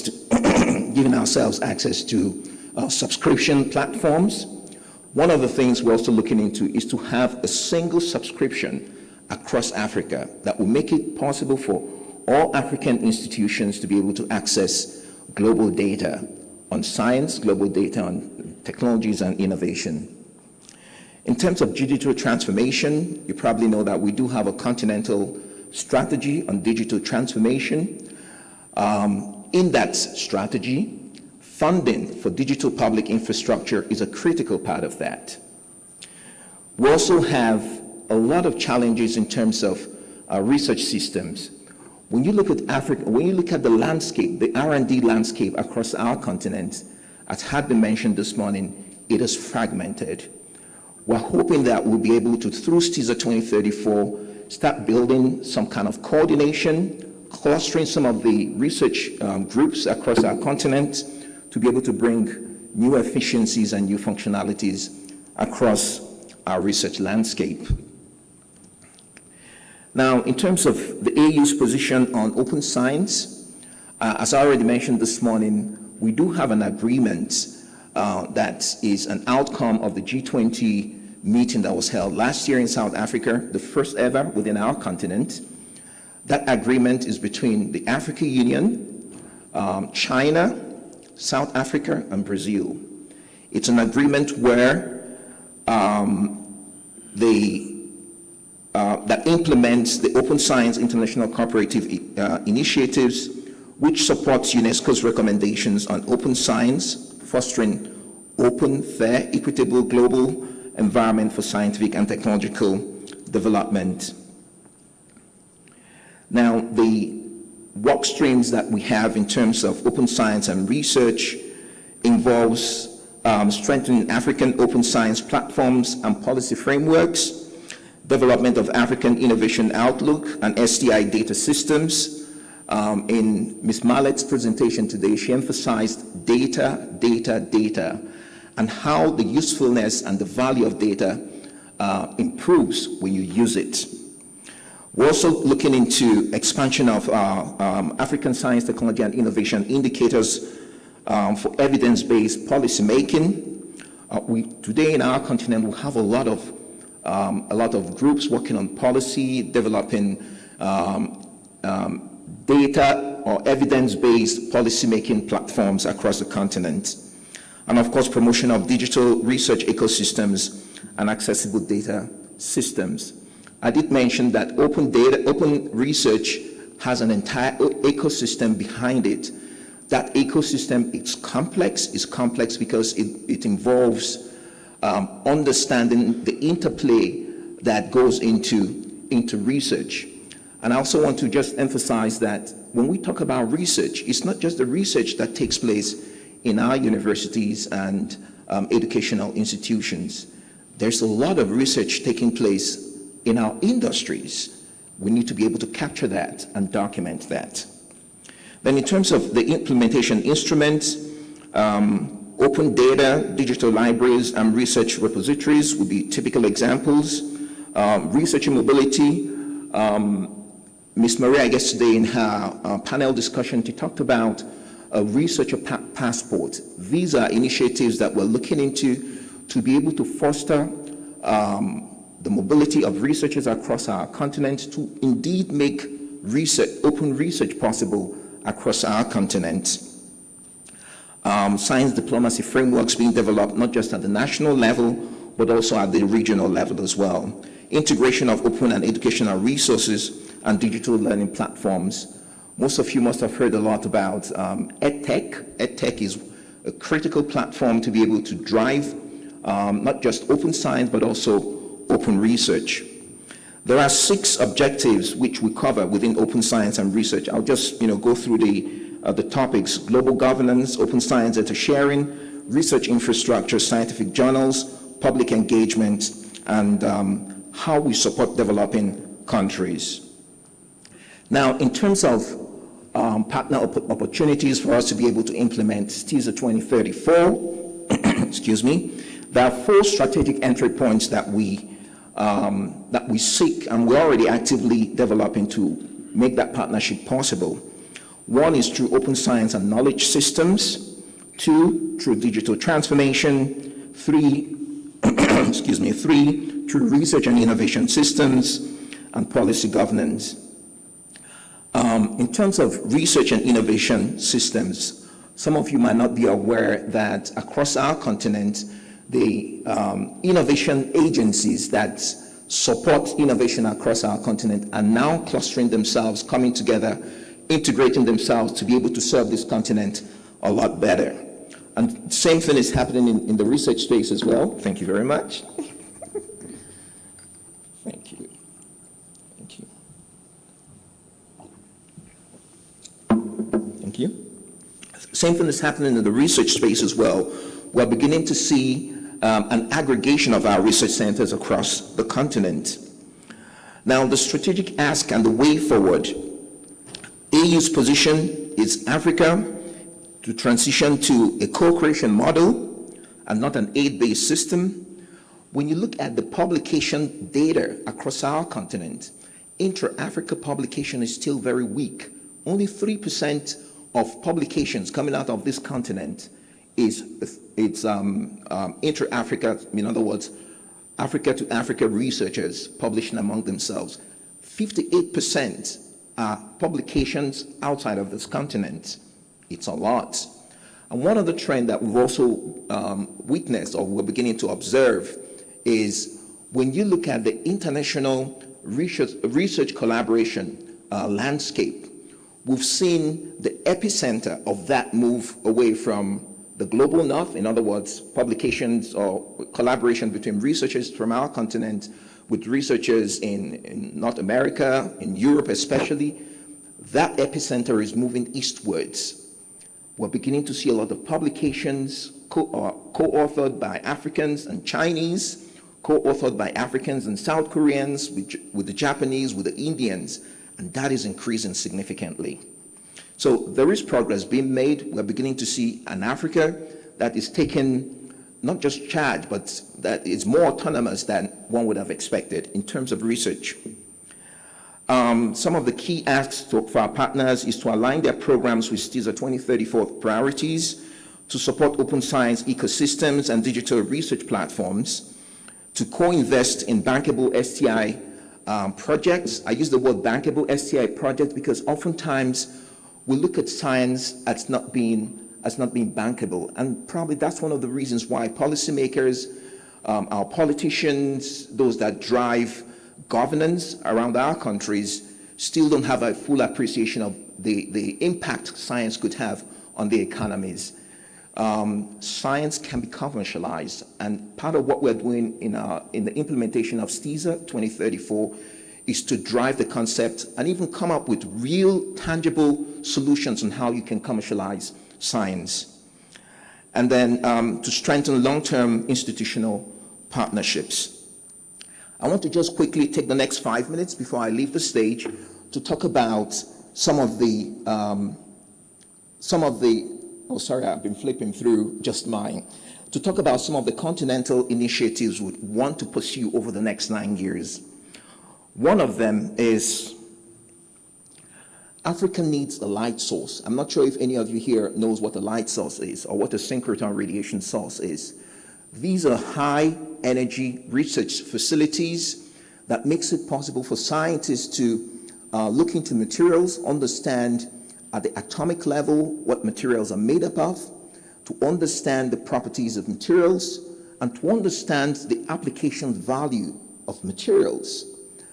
There is a UNESCO-funded light source in Jordan called Sesame. One of the test stations, so-called beamlines, is dedicated to African research, but Africa needs one. Luckily, in this continent, we do have an African Light Source Foundation, together with the African Academy of Science, the AUD and NEPED, with the African Light Source Foundation, will develop a light source for this continent. We're hoping that over the next 9 years, you would begin to see at least the construction work for an African light source, and that would happen. We intend to build up a manufacturing ecosystem over the next 9 years for this continent. I already talked about that group at the bottom of Africa's techno-economic pyramid. We intend to understand what motivates manufacturing at the bottom of that pyramid, the key role of new technologies at the bottom of that pyramid, and to digitally network manufacturers across our continent, and that would happen. We intend to set up a medical valley for this continent, and the motivation for that is when you go into Africa's rural areas, we have health workers that interface with our people, be able to identify diseases that affect our people, arrest those, provide immediate treatments for those diseases, but some of these are hardly ever published. They are not published either because these health workers, some of which are medical doctors, not just nurses and other health workers, some of them are medical doctors, either they don't have the skill sets to be able to document and publish, or they just don't have the time to do it. So our goal is to convene these groups, get them together, let them share those frontline experiences they have. We'll build a curriculum out of that and bring that curriculum to African universities to make sure that our medical schools are better prepared to deal with African health challenges. And then finally, we intend to set up a semiconductor cluster for this continent. And that program or that initiative is already moving ahead. We already had the first workshop for semiconductors last year in South Africa. The second workshop for the Funders Forum is going to take place next month, next month, April, in Nairobi, Kenya, from the 20th to the 22nd of April, where the key players in the semiconductor space in our continent will come together and let us know what is required for this continent to be prepared by 2034 to produce semiconductors that will fit into Africa's manufacturing space. In conclusion, what we've done so far, we've started implementing STISA. The advocacy work is going on full steam. In terms of funding, we've been able to secure an initial funding of about 57 million Canadian dollars, and this will be pipelined through the Science Granting Council initiative. We do have a lot of other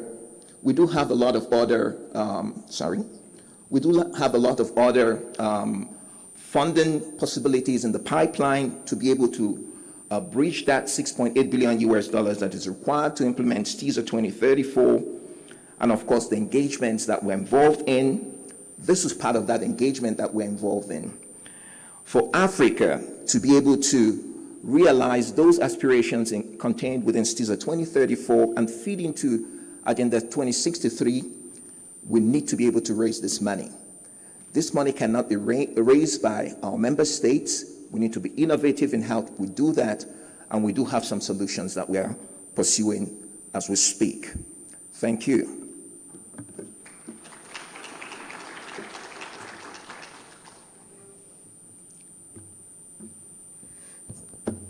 Another round of applause for Professor Coleman. Before you leave, I'd like to invite a question or two from the audience. Anyone with a question on what we just heard? It's just two questions. Oh yes, the gentleman at the back.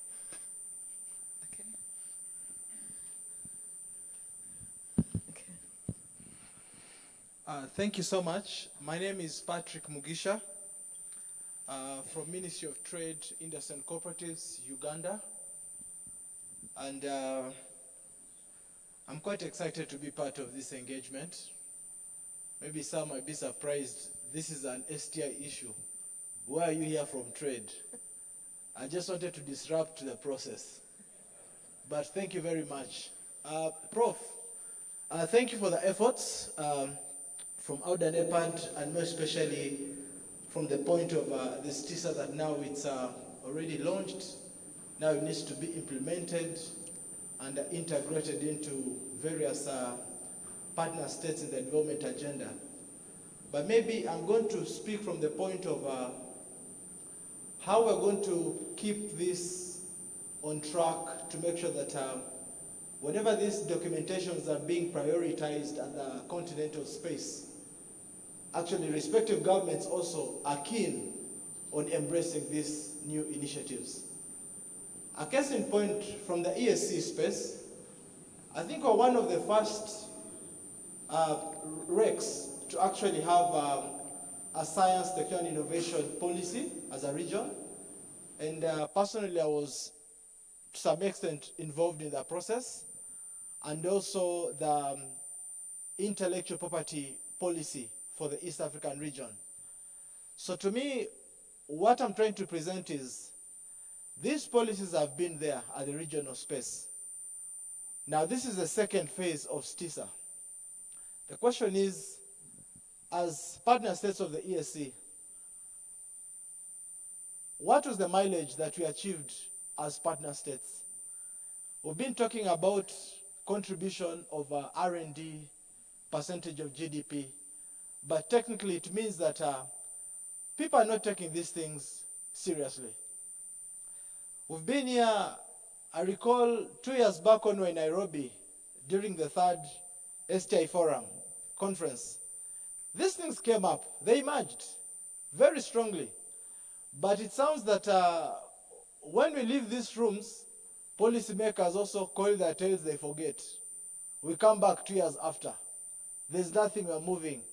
So to me, I believe, we all believe and acknowledge that if we are now talking about open research in Africa, aligned to the STISA as a priority, we also need to embrace open innovation as a critical enabler. Now, open innovation does not mean that your ideas do not have value. Your knowledge, data that you generate does have value. So the thing you're going to focus on is how do you collaborate, how do you ensure strategic partnerships that are going to go beyond just these rooms or convention centers that we sit here to make sure that we deliver the agenda on point. So I'm so grateful to be part of this engagement. And I believe if all of us are open-minded, then it means you are likely to bring information that can inform each one's agenda. Thank you so much, Prof. Because Mr. Mugisha has taken up the space for 2 questions, I'll allow Professor Brando to respond or comment, and then we proceed to the next session. Yeah, okay. Thank you very much. I really have to say that there's been a lot of progress in our continent. It would have been a miracle for you to begin to see the kind of impact you expect over the first iteration of STISA.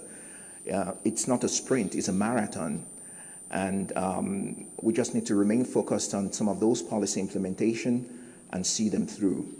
I also have to say that the numbers I show there of 0.4% being what the continental spending in terms of GDP for R&D in our continent, I find that number suspicious because when you dig deeper, you will be surprised that the evidence gathering that brought us to that number has loopholes in it.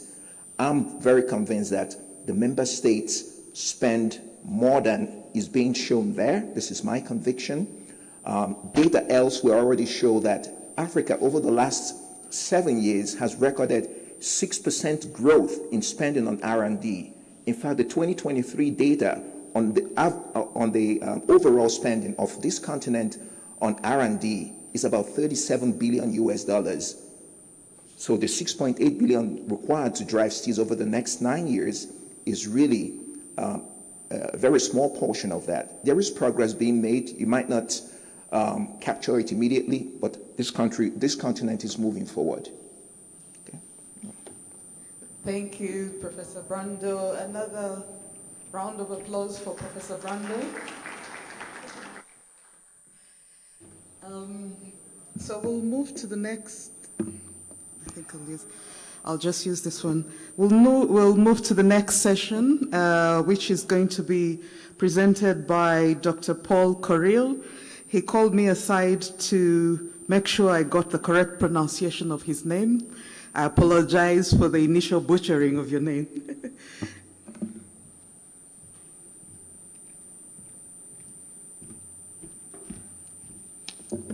Thank you very much. I did not call her aside. She actually came close by me.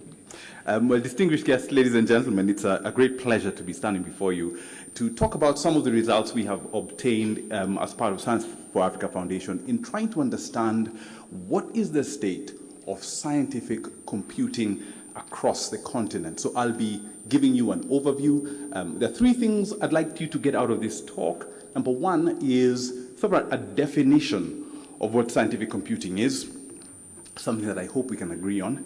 And then the second thing I want to talk about is the state of scientific computing across the continent based on an institutional survey that's being run by Science for Africa Foundation.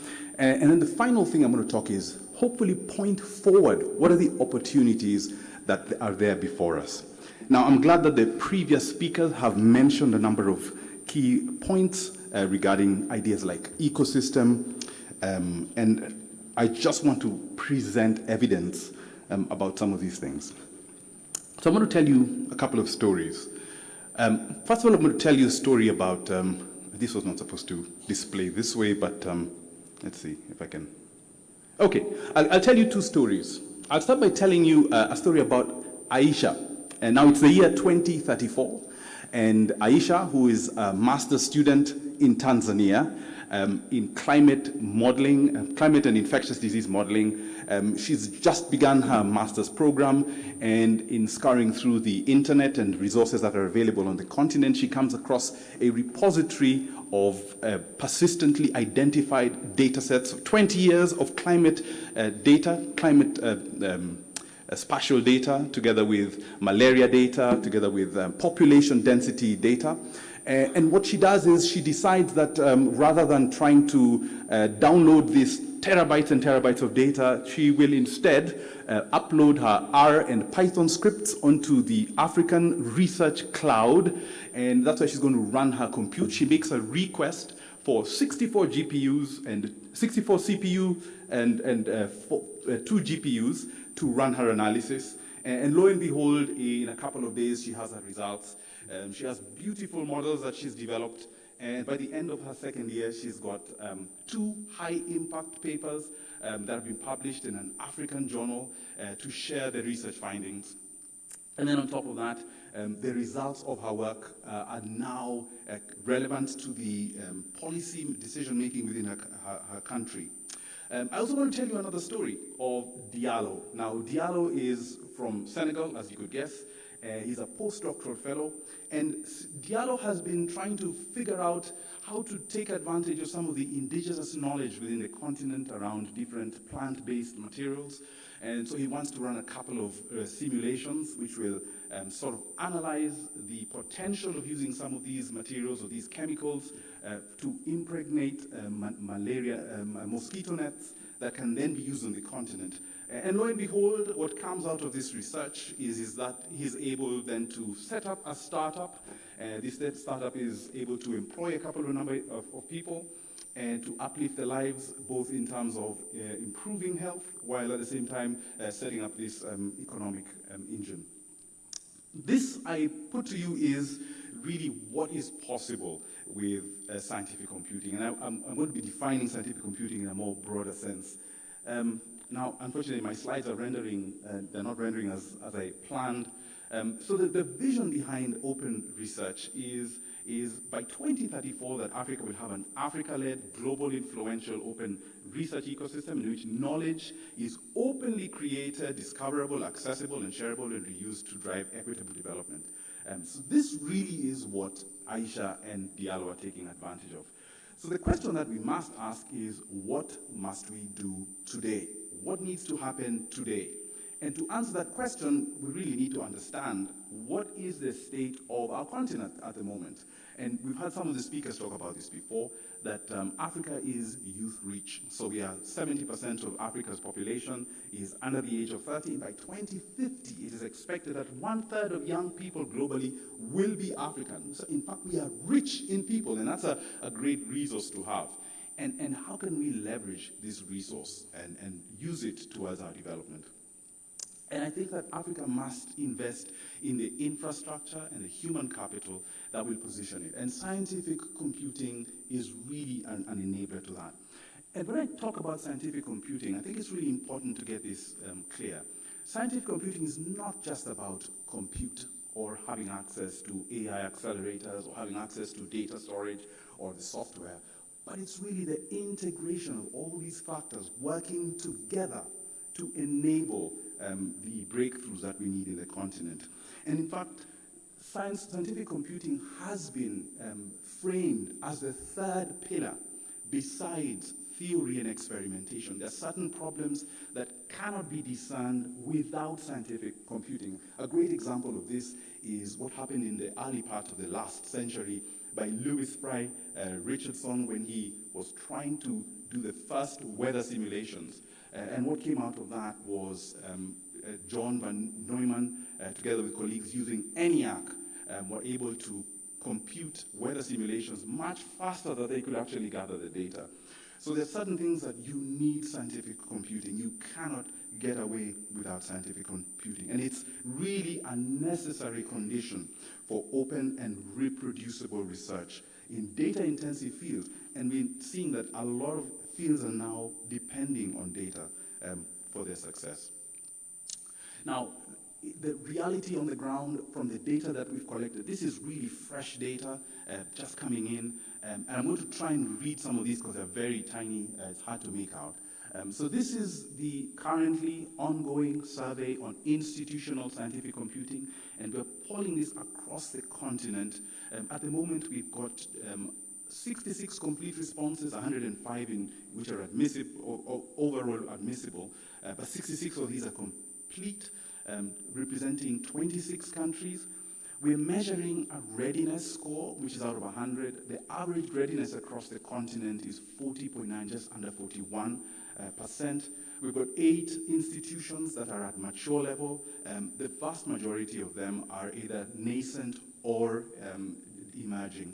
And you see on the slide there, at the top row, the second from your right, the different categories. So we have grouped them into 4 categories: nascent, emerging, developing, and mature.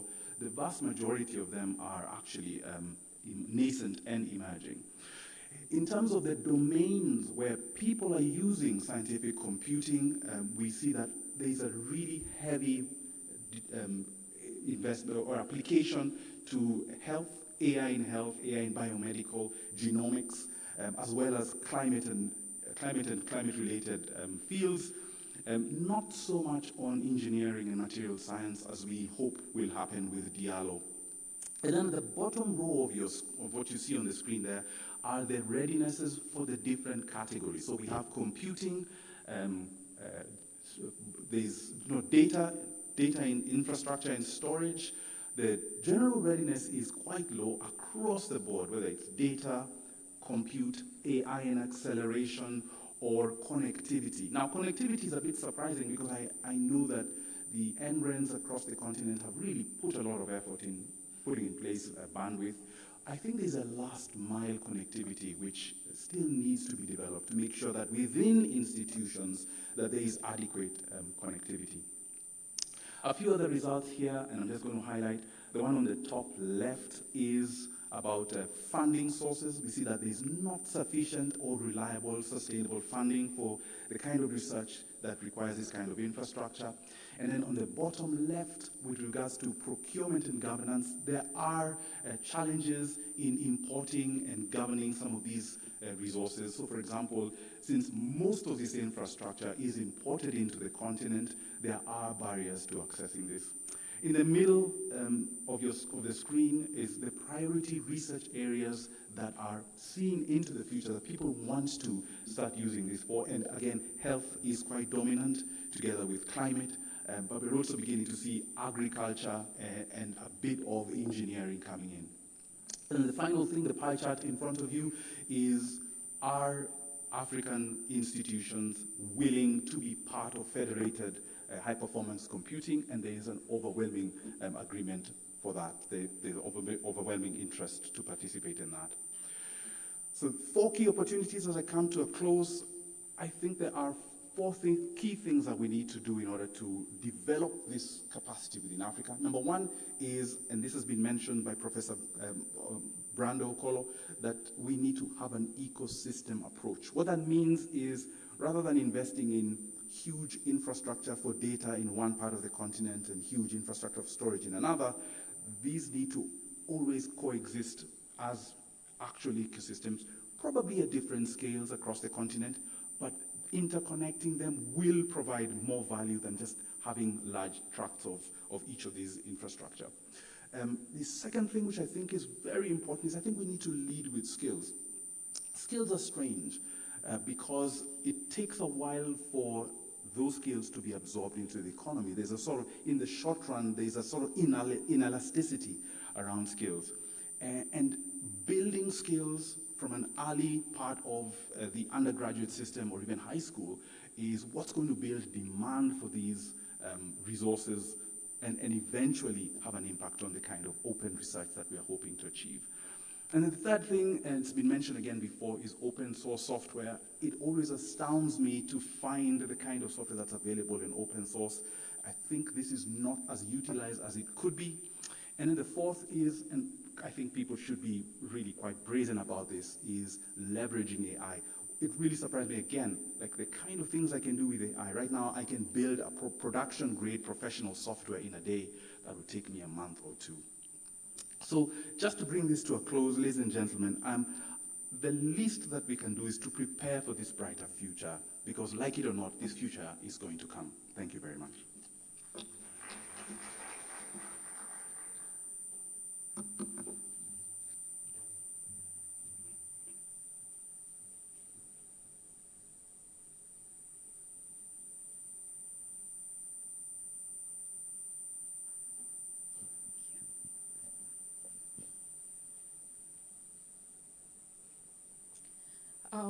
Thank you very much, Paul. And so next, we are going to have, as we were told earlier, one of the things we are going to have to discuss today is to do with the vision with regards to open research.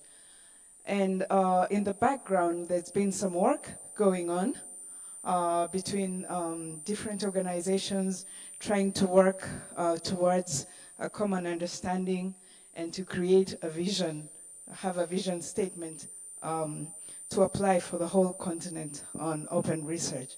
So our next two presenters, Alan and Abiodun, will come to take us through that journey for developing the draft and also highlight to us how this draft aligns with the STISA 2030.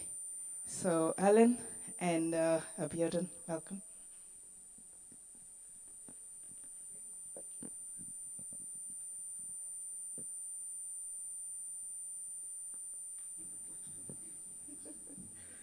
Okay. Oh, it's still morning. So good morning once again. Good morning.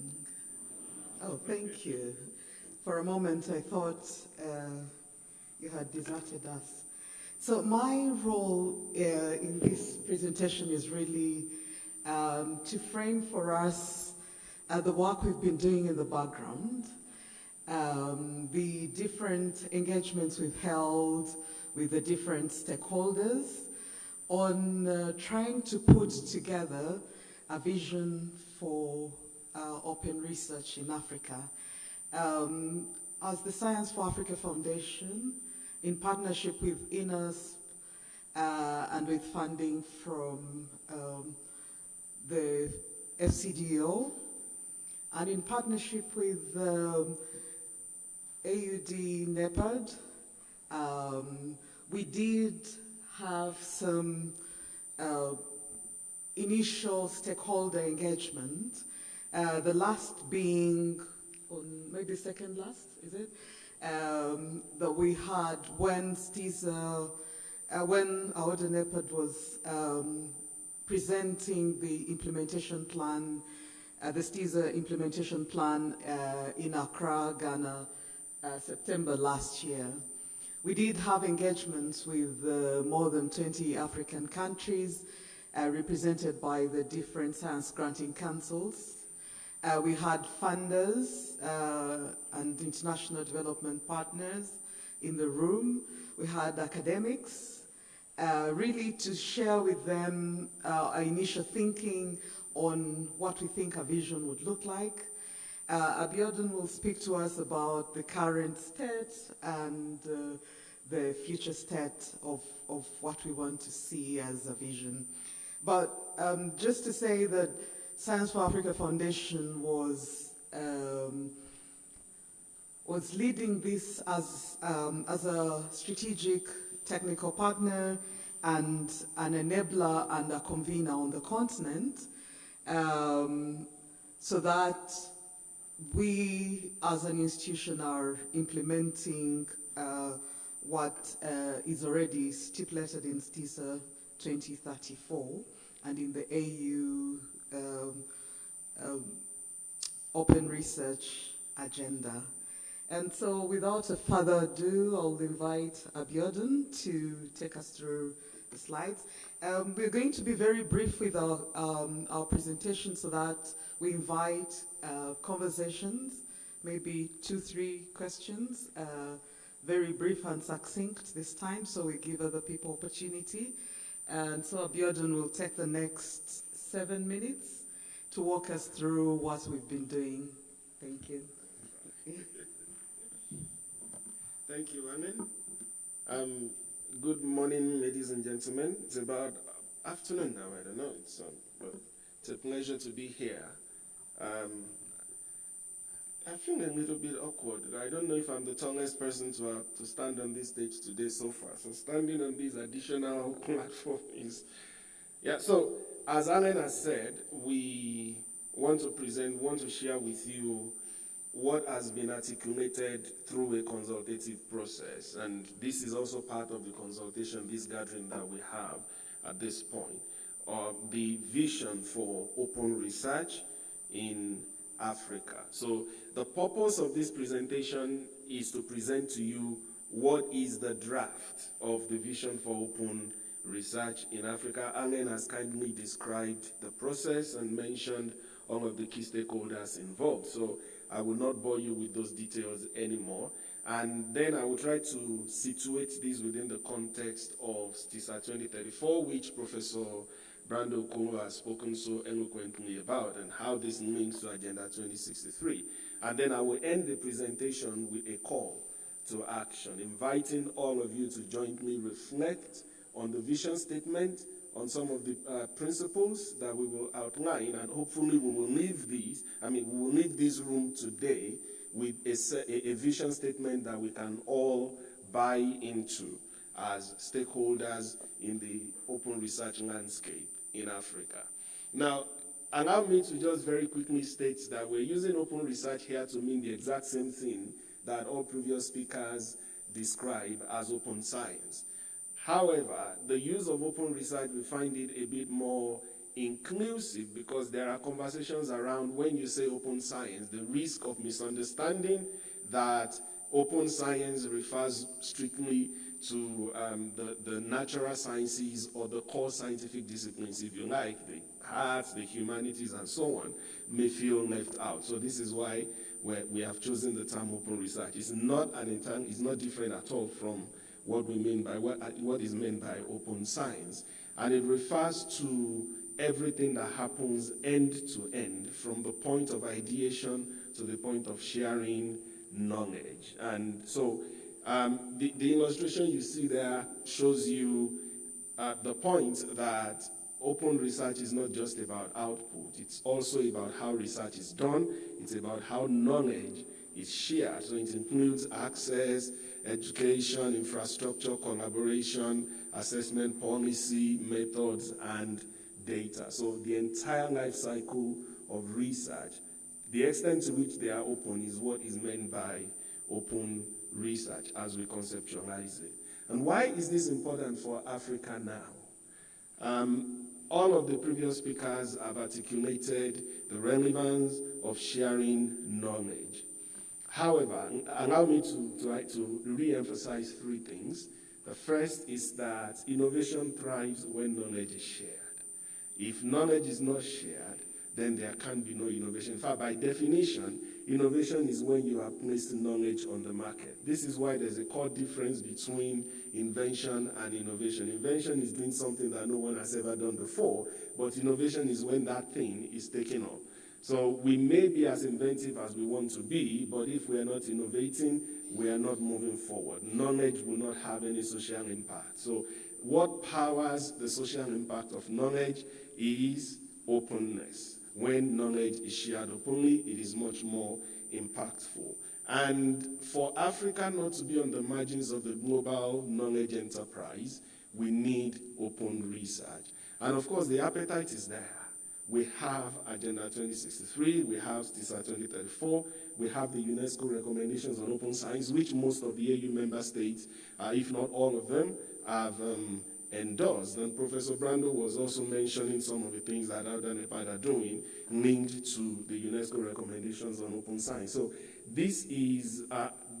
we're at a point where the opportunity is there for us to come together at the continental level and shift away from fragmented conversations to a vision that we can all align behind in the same way that we line up behind Agenda 2063.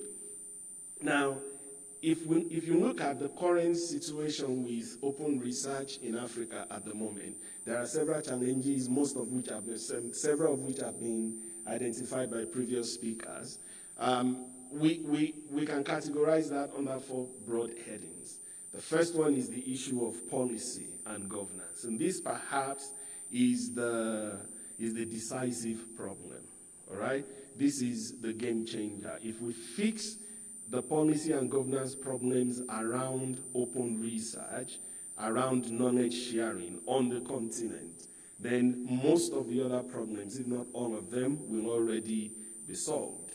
Now, we do know, if you were here when Dr. Joy was speaking earlier today, we do know that there's a lot of activities going on, a lot of very brilliant initiatives. However, at the moment, one of the major problems that exist is that of coordination. There are so many fragmented activities going on. And so how do we bring all of this together? This is why we need a continental vision for open research in Africa. Now, I won't go into details around infrastructure. We know what the problems are. The previous speaker, Dr. Paul, already also spoke about that from the perspective of computing. There is also the problem of funding. You know, it's difficult to get donor funding for research in the first instance. And when you think about the fact that most of the donor funding in relation to knowledge sharing goes into payment of APC, which are generally quite exorbitant. In fact, the latest estimate I have seen is that about between $74 and $81 million was spent over a very short amount of time by donors on article processing charges. And this is speaking only about one small dimension of the entire spectrum of open research. So you can imagine what the financing problems, what the financing burden would look like. And we've got serious capacity issues, participation issues, issues around equity, as well. The fact that the current landscape is focused on just the one language, English, which many would argue is the language of science. But the diversity of Africa creates an opportunity for us to, embed indigenous knowledge much more in what we do. So I return again to the context. As I said in the beginning, so the idea of having a vision for open research in Africa is underlined by the framework that exists, and that is the framework created by Agenda 2063, which includes aspirations for knowledge-driven development and regional cooperation. And then you've got that being operationalized in a sense in STISA 2034. Professor Brando already told us earlier the specific aspects and aspirations of Agenda 2063 that STISA 2034 connects to. So this vision for open research is a way to move the conversation forward from the pages of STISA 2034, or from the context, based on the context of STISA 2034 rather, to speak about knowledge access, digital transformation, and how do we have stronger research systems.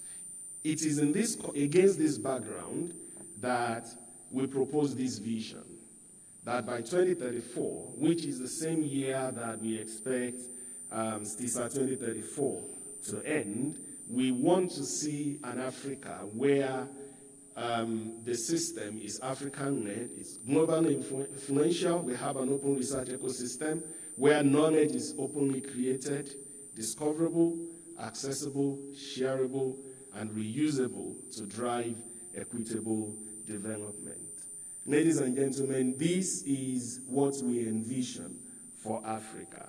We'll be inviting your reflections on these in one of the subsequent sessions today. Please feel free to take a screenshot of that if you want to keep a version of that with you, or you can scan the QR code. This is what we want to be reminding ourselves of every time, hoping that all stakeholders will line up behind this. Just the same way we speak about Agenda 2063, the Africa we want. So this is the vision for open research in Africa, the open research ecosystem we want in Africa. And it's premised on several guiding principles.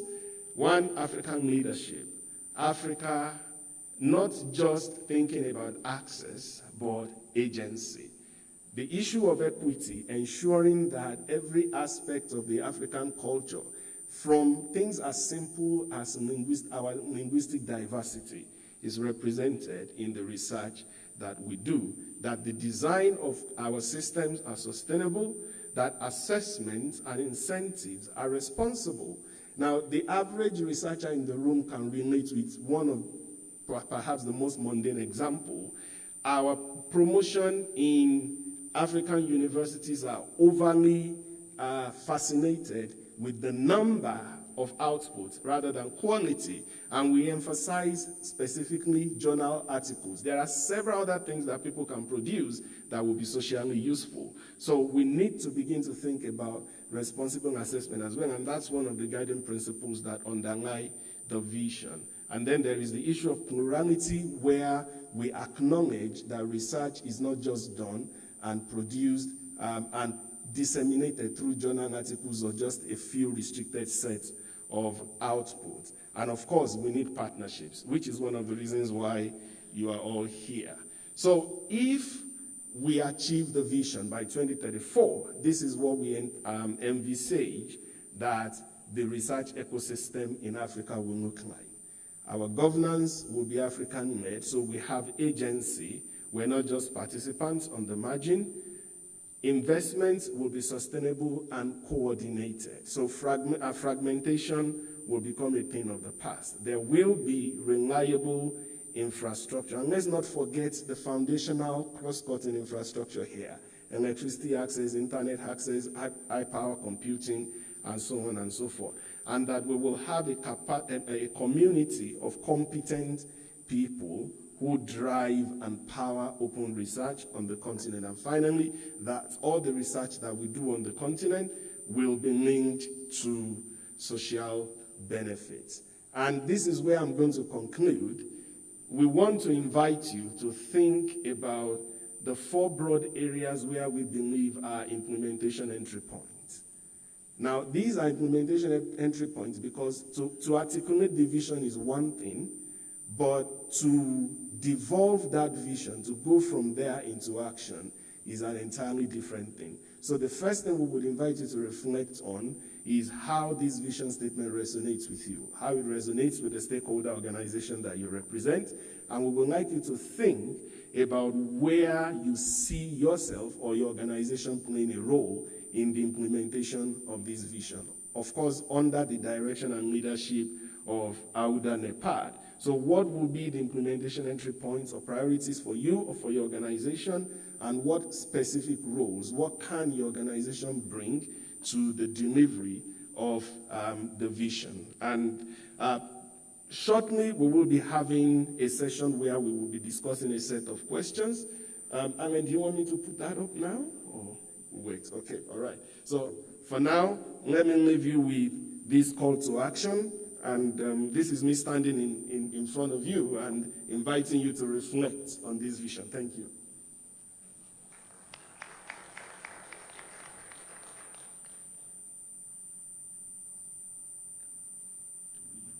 Do we want to take questions? Yeah. As I said at the beginning, let me stand on. I said at the beginning, we invite a few questions before Salome can come back to introduce the next session.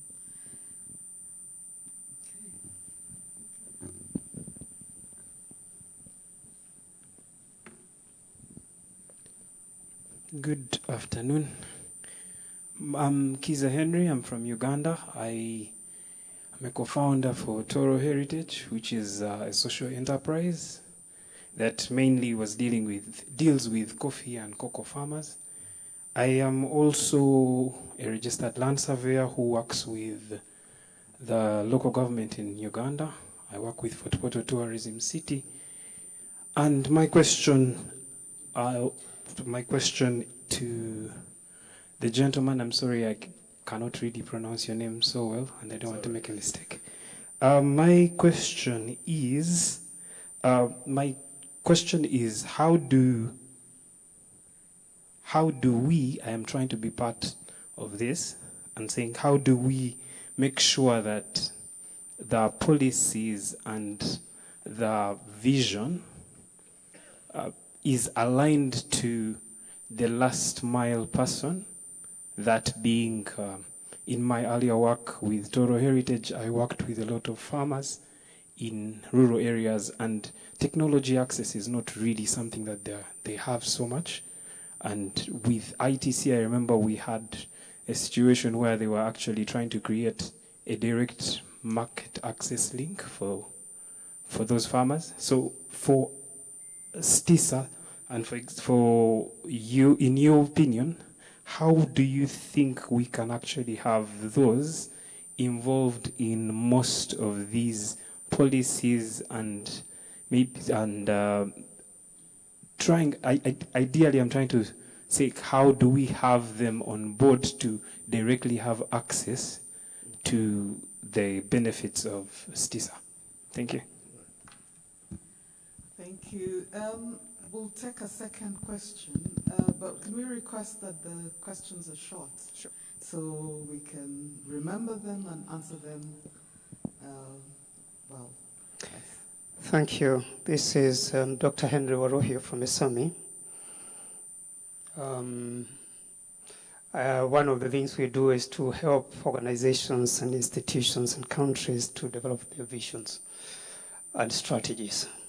And one of the persistent challenges we see with vision, first of all, let me confess that we have a very strong conviction that all development is about people. And development that does not touch on people or does not connect on people, and visions that do not connect with people, then we need to probably recalibrate them. So we are doing this for the research community, for research that will benefit our people. And it would be good to see how we tweak that vision so that we can see and connect to the human soul. It's not, well, these are the things that we'll be doing, must touch and connect with you, that human soul. It comes back to the human centrism, citizen-driven, so to speak. I think that's one of the things I would like to comment on. Secondly, I think this goes back to the previous speakers. I think one of the critical challenges we have in Africa, a lot of things we try to do, their funding and financing is still very strongly externalized. And I think we've got to start rethinking that. And I'm looking at, for example, establishment of, at the continental level, a research fund. Would it be too difficult, for example, for African governments, as we allocate budgets, to be able to say, let us introduce some levy, some taxes, to build this research fund? And I'm coming from a point of view whereby, by the time we get research topics that have to be funded, the agenda is defined elsewhere. I think we've got to start defining our own research agenda, fund it, finance it, capacitate the people, and so on and so forth. And I'm happy to announce here, interestingly, because ESAMI is an intergovernmental entity, but we are self-sustaining and self-dependent, so to speak. I think African institutions must work on building their resilience and their financial sustainability, even as we work with partners. I submit. Thank you. Yes, so I can quickly respond to these, the first two, before we take some others if we have time. Thank you so much for those interventions. And I would, because of the way both of them are framed, I would treat them as input into the discussion that we're having today. For instance, the issue of agenda setting is something that we have picked up repeatedly and that we have talked about. And as a matter of fact, this vision statement is one of the responses to ensuring that we set the agenda for research in Africa, by Africa, and for Africa, which is actually one of the aims of Agenda 2063 and STISA 2034. I mean, we know what the problems are, all right? So I think we should then be reflecting much more on what the solutions might be. I believe that this vision is one of the answers to the question, one of the missing pieces of the challenge. In the puzzle. In fact, the two questions are connected in the sense that the direct answer to them is in coordination, is in how we align activities on the continent. And I think this is what this vision will seek to achieve, and we hope to achieve with this vision, and we hope that the implementation will go as anticipated. I hope that answers the questions. Thank you. Salome, I'm looking at you. Do we have time for? Sorry? Oh. So 2 more questions and then, yes.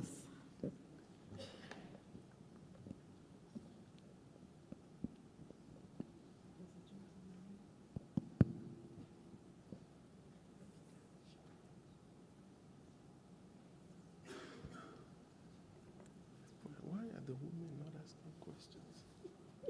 Okay, thank you very much. My name is Eme. I'm the founder and CEO of Matatech here in Rwanda. I just have one question I want to ask.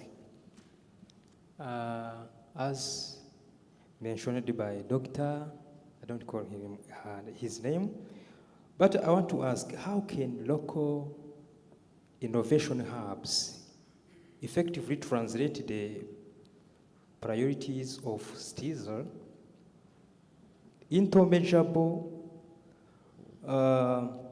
between the government, private sectors, and the other stakeholders directly to contribute to the community level? That is my question. Thank you.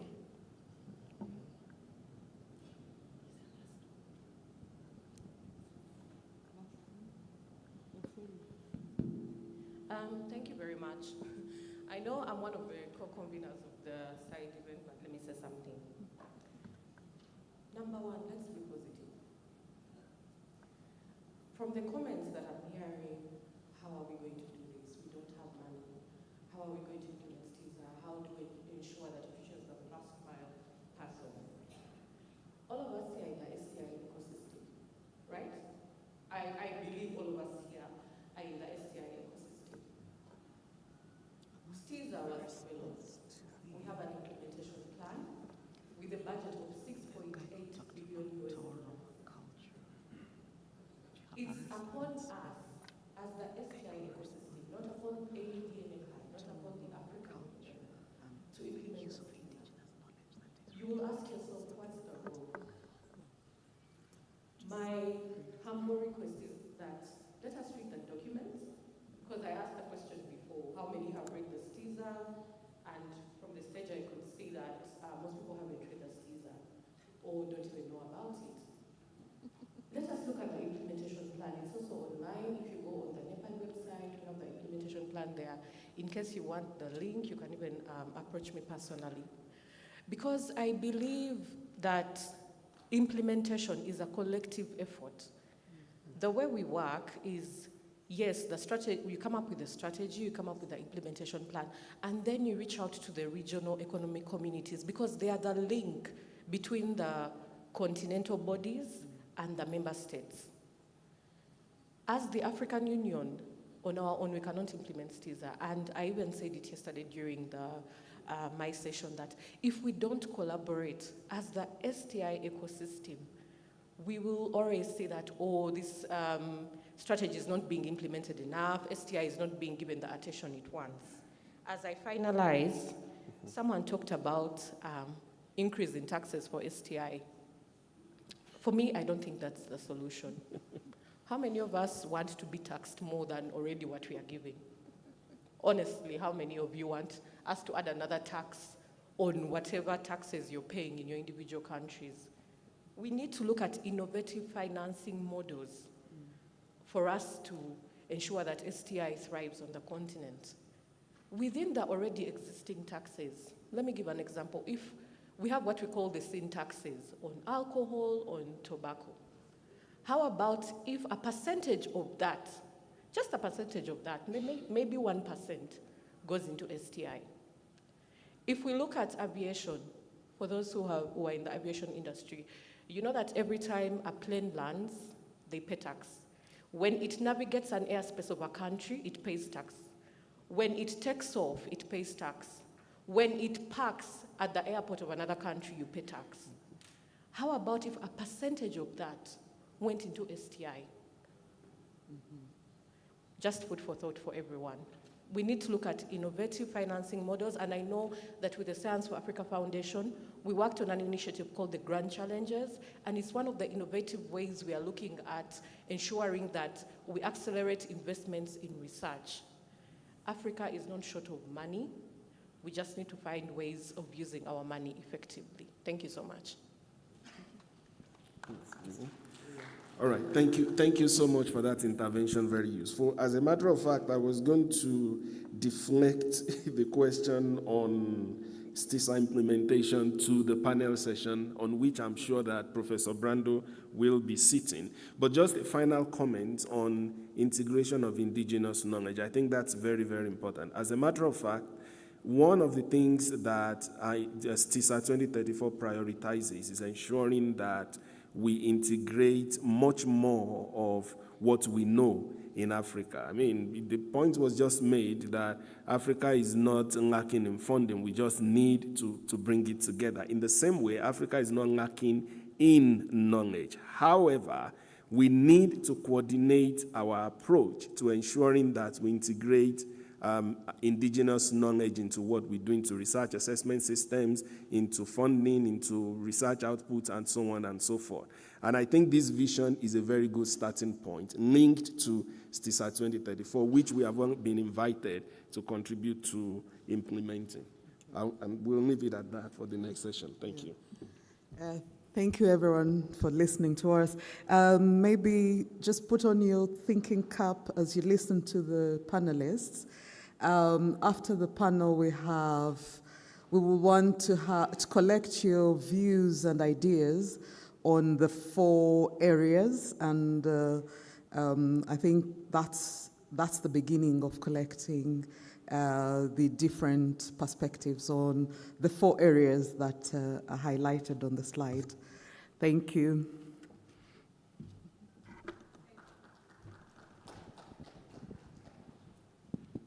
Thank you, Alan and Abiodun. Our next session is a high-level panel discussion, which is titled Aligning Open Research with AU and Regional Priorities. I'd like to welcome Dr. Judy Omumbo, who is the head of partnerships and resource mobilization at SFA Foundation, and she will be moderating the session. Judy, you're welcome.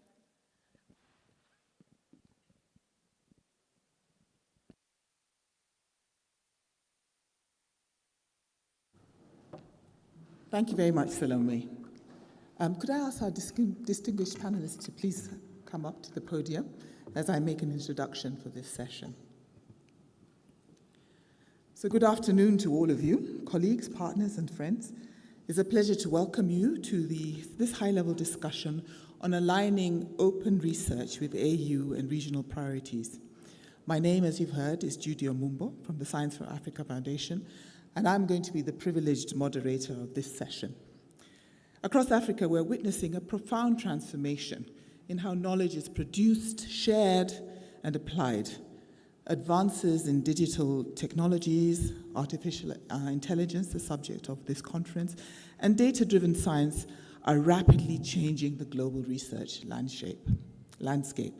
As we ride this wave, how do we ensure that our research systems remain inclusive, trusted, and responsive to our continent's developmental needs and priorities. So this discussion on open research is particularly timely as the African Union advances the STISA 2034 and Agenda 2063, both of which emphasize research excellence, knowledge access, digital information, and strengthened scientific infrastructure. Open research, therefore, has the potential to serve as an important enabler of these continental ambitions. So today's session enables us to reflect together on a few key things, key questions. What should these strategic priorities will be the ones to guide open research in Africa? What policy and governance mechanisms are needed to support its implementation? And thirdly, what partnerships, infrastructure, and financing models will be required? So with that context, I'd like to invite our distinguished panelists to come and join me on the stage. There's for you, Professor Banyan Kimbona, please. Professor Okolo Brando. Dr. Fortiet Muyambi. Dr. Eugene Mutumira. And Ms. Joya Wango. And I'll move over and join you there.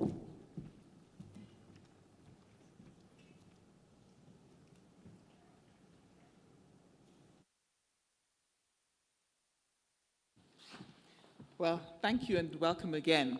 I have been warned and given 40 minutes exactly, so I'll begin by letting our panelists know that they should not take offense should I start scratching my head. That means that you need to slow down and complete your intervention. So it's my privilege to just briefly introduce all of you. Professor Gaspard Banyan Kimbona is the Commissioner, AUC Commissioner, Department of Education, Science, Technology, and Innovation. Welcome. Professor Brando Okolo, you've met already, the Head of Science, Technology, and Innovation at AUDA NEPAD. Dr. Fortunate Muyambi is the Deputy Executive Secretary, the East Africa Science and Technology Commission. He's not here. She's outside. Okay. Dr. Eugene Mutumira, the Executive Secretary, the National Council for Science and Technology in Rwanda. Welcome. And Ms. Joya Wango, who's the Founding Director and Executive Director of the Training Center in Communication. This is a prize-winning organization and a prize-winning panelist here. So we are really privileged to have you here to join us today. So to start our discussion, I'd like us to reflect on the broader scientific vision for open research in Africa and how it aligns with continental, regional, and national priorities. So,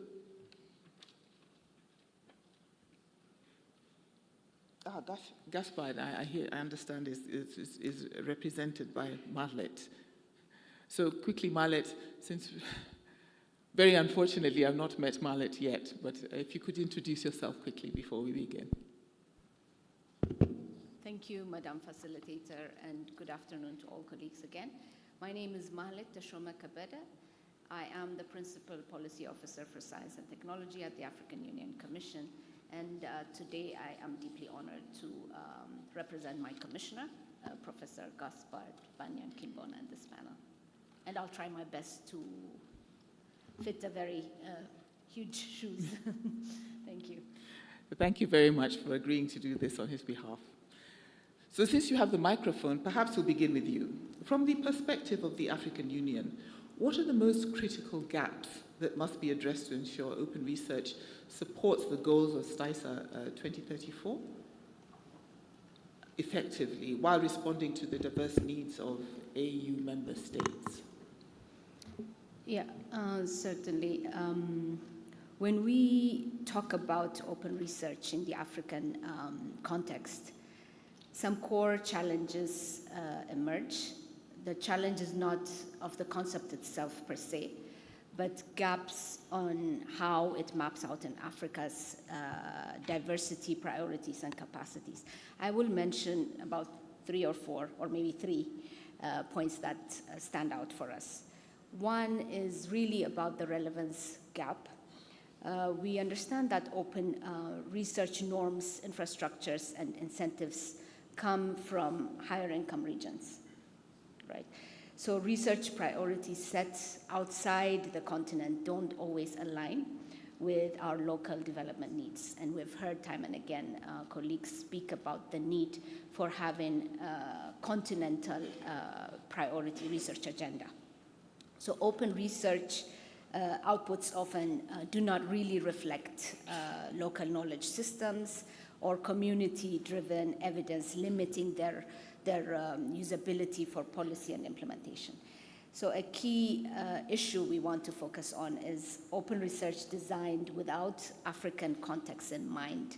Maybe open, right? Maybe open, but it's not always necessarily useful. So a critical focus there on really designing our own. And the second one we'd really like to draw attention to with regards to challenge is the diversity gap. We have 55 member states with very different starting points. We may have a single union, but not a single data or research reality, right?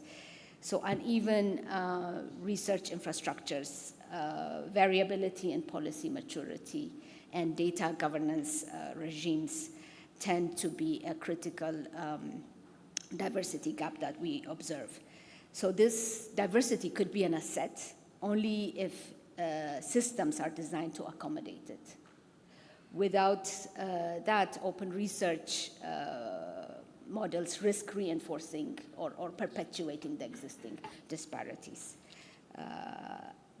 So the final gap I'd maybe like to mention here is with regards to the translation gap from open research to deployable, measurable impact, right? When research is accessible, even when it is accessible, the bridge to real-world deployment is still weak.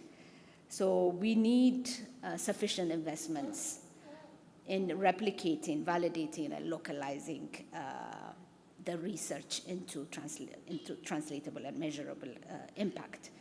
So open research, as far as we see it, will have value only when we can translate into solutions that work for African citizens. I stop at that. Okay, thanks, Malet. It's a question that we're always asked about indigenous knowledge. And the perception of what indigenous knowledge is. You know, for many people, you talk about indigenous knowledge, they completely think of the witch doctor and indigenous knowledge in, you know, seeds and what the grandmother did. When we're thinking about inclusiveness, and I'll be asking this through this interview on your perspectives of the role of indigenous knowledge and how we can make sure the understanding of what indigenous knowledge is understood right through the whole development system of open research. So maybe just for one second, you know, tell us, what are your views? Where do we position indigenous knowledge in the knowledge economy for open research? Yes. I think when we try to define indigenous knowledge in the African context, we may start from the position of really understanding the concept indigenous. In Africa, we are all indigenous, right? We are all from here. But we do have continental framework that really talk to how we relate with our communities, or how we relate with our traditional communities, if you like, traditional knowledge systems, if you like. So we do have member states that also subscribe to international conventions with regards to those concepts, how traditional knowledge is defined. You can refer to the Convention on Biological Diversity. You can refer to the World Intellectual Property Systems that really has a very broad debate of who is indigenous, which knowledge systems are traditional knowledge systems, so on and so forth. So we focus on those ones to really zoom into how we locally incorporate our traditional knowledge systems into our research infrastructures, into our work in science altogether. Thank you. What about Professor Brando? What is the AU NEPAD position on indigenous knowledge? Well, the AU position is different, but let me start with my own position, okay? Knowledge, in my opinion, it is knowledge. You know, the categorization into indigenous and non-indigenous knowledge becomes relevant when you try to politicize knowledge. Now, most of us here would have grown up in the villages. We have relatives that, relatives that operate at the traditional level. Let me use that word. And these are relatives that come with a wealth of know-how that has kept our communities running, know-how that has brought health solutions, educational solutions, know-how that has dealt with social pressures or social situations. So the responsibility is there on us as researchers to transport that experience into our classrooms. The Global North is not going to do that for us. If we see value in the knowledge that permeates our rural areas, then we should be able to transport that knowledge into our classrooms, into our research centers. Because it's knowledge that is useful. It's knowledge that has kept our societies running for centuries. Now, back to the AUD and NEPAD part of this. Within STISA 2034, indigenous knowledge is well articulated there. It speaks to the preservation of indigenous knowledge systems. It speaks to the documentation of indigenous knowledge systems, and more importantly, it speaks to the incorporation of indigenous knowledge know-how into policymaking. And that's our position. And in my opinion, the merits of indigenous knowledge lies in the hands of each of us to bring that merit to the position where researchers from other parts of the world begin to see the value in it as well. Thank you.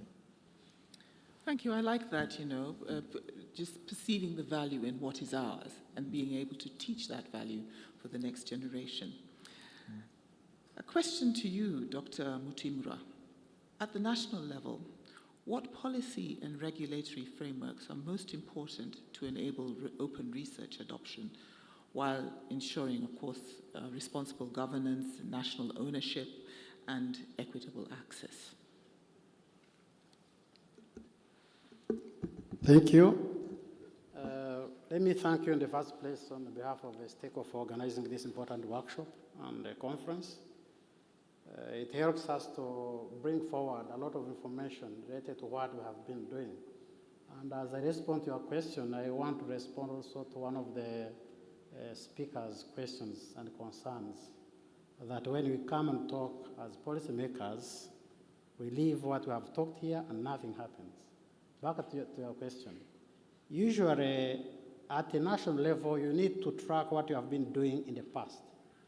Historical perspectives in form of data, in form of targets, current perspectives are important to inform future in terms of national development agenda of every nation, and that's the principle. And so when you talk about policies and frameworks, every country has specific policies and frameworks that are important for open science and open research. And I will give some few examples from Rwanda, for instance. When we talk about national data sharing policy that was approved in 2025, it's one of the policies that tells national institutions, international partners, to ensure that they open up their data to the whole world. Because of one important thing. When you open up, when you are able to share the data of science, actually you benefit because you are going to allow others to learn from you, but also you want to learn from others. It's a kind of leverage. You are able to get partners better when they know what you are doing.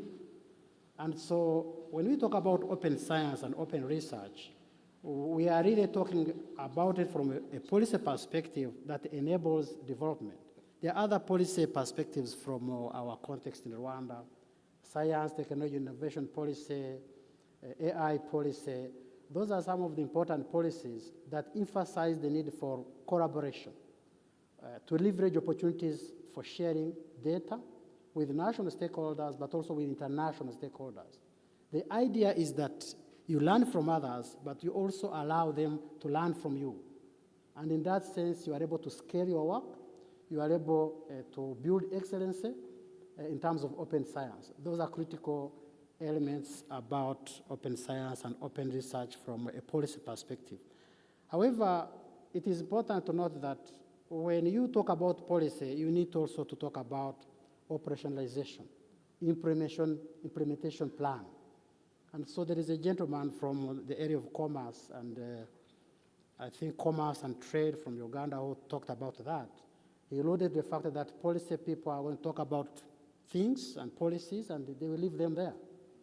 But I want to say that most countries, I believe, have implemented certain implementation plans or instruments that enable open science and open research.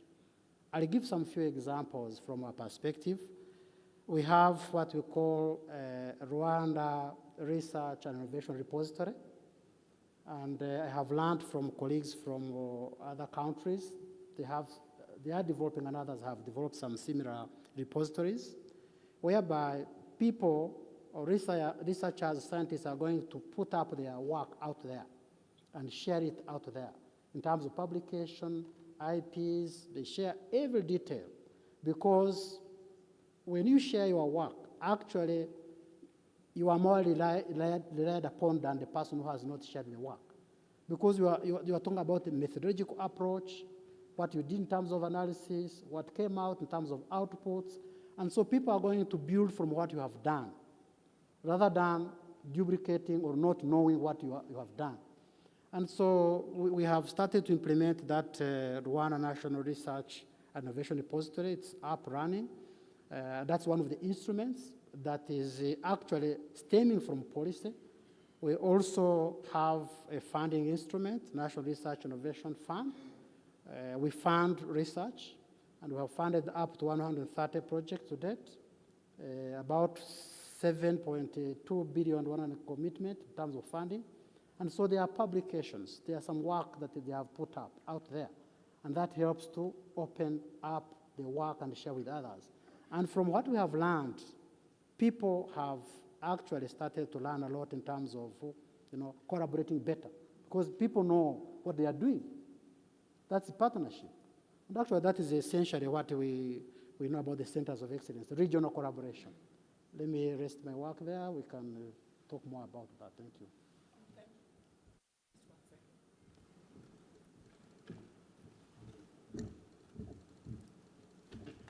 I apologize. I've been asked to sit on the other side of the stage. Apparently, it's a better view. Thank you for that. I think you've raised a very important thing, and it's about learning. You know, the learning agenda and the frameworks that are developed that guide how we do our work on this continent. Many frameworks have been developed that are international based. I mean, even if you think about the Sustainable Development Goals, where was Africa really in defining that we must be in the agenda of poverty? So, sometimes it's important for us to see that as a continent, we can lead. We can lead in developing frameworks that are to our benefit, and that we can take ownership of the consequences of developing those frameworks and leadership in doing that, and be the example for the world on how open research can be done. So I'd like to go to another set of questions on how to translate the vision into practical policy and implementation pathways. And perhaps I could start with you, Joy Owango, from the perspective of research communication and capacity building. What governance reforms or incentive structures are needed to encourage researchers and institutions to adopt open research practices? Thank you so much for that. And my answer will be in part a contribution to what my colleagues from the AU and INASP had also talked about indigenous knowledge, because when you're looking at incentivization and communication and training, there's quite a bit that needs to be looked into when it comes to open science. So when you talk about open science adoption in institutions, we tend to focus on infrastructure, and I don't blame you. That's what we've been taught. That was also the focus on my presentation early in the morning, and technology. But in reality, the biggest challenge is governance and incentives. Whenever we talk about the adoption of open science, I always throw the question back to the audience and say, how are we going to translate that into promotions and funding? And that becomes a very shaky topic, because depending on the country you're in, incentivization falls under the University Acts. If you're looking at promotion, and as much as the conversation on open science is noble, it might fall apart because we do not have proper incentivization practices, or we are still theorizing how to go about it. So what we need to do is we need to have a paradigm shift on how research is governed, evaluated, and supported. And I am really excited that we have the granting councils, and they are active, and there's more money coming in to support them, giving us a cutting edge in them setting the agenda on how incentivization needs to be done. Okay, it's already happening in Europe. I dare say we can do it. We can say we are funding the research, and this is how we expect you to assess it, and also influence the commissions of university education. We have the Inter-University Commission of Education in this meeting. So influence this conversation. And at a governance level, institutions must move beyond fragmented approaches and develop integrated policies, as we've talked about, as the gentleman from the council, the Research Council from Rwanda has said. Let's take advantage of these integrated research centers and avoid duplication of work that align with research management, data management, ethics, and ICT systems. This includes embedding global frameworks, such as the UNESCO recommendation on open science, open research, as now we are also defining it here in this meeting, but also ensuring alignment with FAIR and CARE. Just picking up on what our colleague from Rwanda said, they're setting up a national repository. It is one thing to have that repository within the country, and it can be used within the country, but opening it up for other people beyond the country to access it. That's when you're looking at the FAIR principles at its best. But then the CARE principles, we've all been talking about indigenous knowledge. How do we include the CARE principles, particularly when you're looking at indigenous knowledge and culturally sensitive data as well? Policy alone is not enough, and one of the biggest gaps we see across institutions is policy uptake. And everybody has been talking about it. We don't need to produce policy for the sake of policy. It needs to be implemented. And this is where communication is very critical. Researchers, institutional leaders need to clearly understand that policy is not just about compliance, it's about visibility. It's what aids in competitiveness in research and higher education and relevance, so that we're not playing catch up, but we are on the same level with our partners. And thirdly, capacity building is essential. And without training, and that is what we at 3CC Africa are doing, translating research, translating these policies into practical value for institutions and researchers, something that we're doing with EAC in East Africa and ECOWAS in Western Africa. It's such that by the time you have this practice through training and also through communication, Institutions will end up investing in researcher training. It becomes automatic. Library upscaling as data stewards, because all this leads to one person who is going to be managing that data. It's the librarian, or as we call them, the knowledge managers. And you'll be surprised that most of them are not familiar with data management. And it's shocking. As much as they understand the policies, they understand the concepts of open science, but they do not understand the practicalities of managing data. And they will do it because funders say so, not institutionalize it. And if you do just a cursory look at how many institutions have research data management policies, there are a handful, and that is scary. And finally, what we need to look at is perhaps the most critical barrier is the misaligned incentive structures. I'd already mentioned that. Many researchers are rewarded based on publishing, and we've talked about that. So we need to see how that can change. And one of the ways is aligning with initiatives like DORA.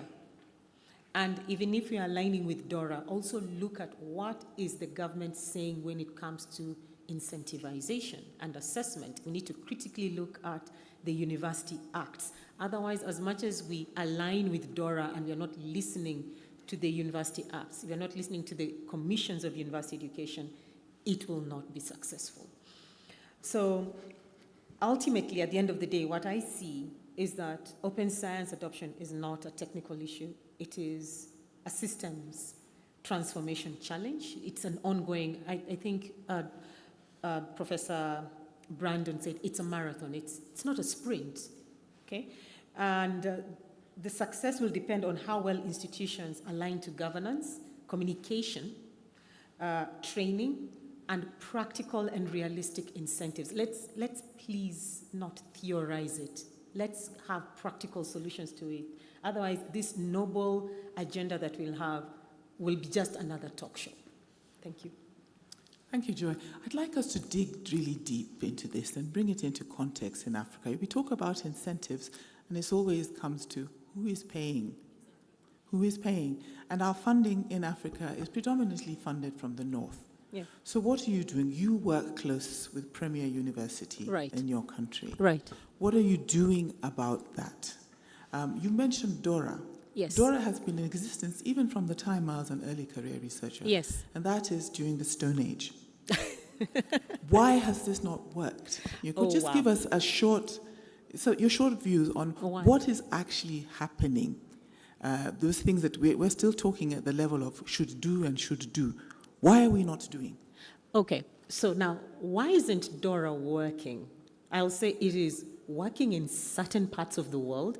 It's not working in the global south effectively, especially Africa and South America. I found out about South America most recently, mainly because of how we structure incentivization. It has to go through acts of parliament, through the commissions of university education. You're not going to just promote based on a theory or a paradigm shift. So could I just interrupt you? How many people in our audience know what we're talking about? Who is DORA? You raise your hand if you know. No one. So Joy, if you could just... I'll take a step back. The Declaration on Open Research Assessment. And this was set up in San Francisco, I think in 2007, if I'm not wrong. Yes? If I'm not wrong, I could be corrected. And yes, you're right. It has been there for quite some time. And what it advocates for is that we need to have better ways on research assessment. So for lack of better words, better promotions, better incentivization for conducting research so that we don't only rely on just publishing. And in the first panel session, we were talking about recognized protocols, data sharing, like what Rwanda is doing. We need to recognize that when you see governments making an intentional effort to say, we are going to share data. Now, our colleague from the council's nightmare will be to make sure that the funder and the commission recognize data sharing as an incentive, such that when a researcher deposits their work in the national repository, it can be recognized as a point system for them to get their professorship, to get funding. And that is what DORA is advocating for. Now, why isn't it working? In the global north, the it's easy for them to make national frameworks on research assessment. But in Africa, you literally have to go through the commissions of university education. It becomes a whole parliamentary conversation on why you, as a PhD lecturer, as a person with a PhD, needs to get a promotion, and how you need to get your professorship. So it is that unfortunate bureaucratic existing system that makes DORA a bit dicey. And that's what I'm saying. We need to have realistic systems on incentivization, whereby we look at what our partners are doing.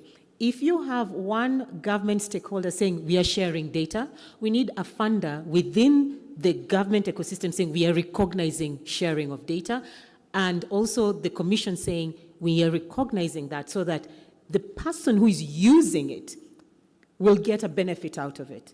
So we need to have those uncomfortable conversations. And we need to, when I was talking about the care principles, is that as much as you're sharing data, you don't necessarily have to share everything, because there's certain types of data that you don't need to share, but respect those processes.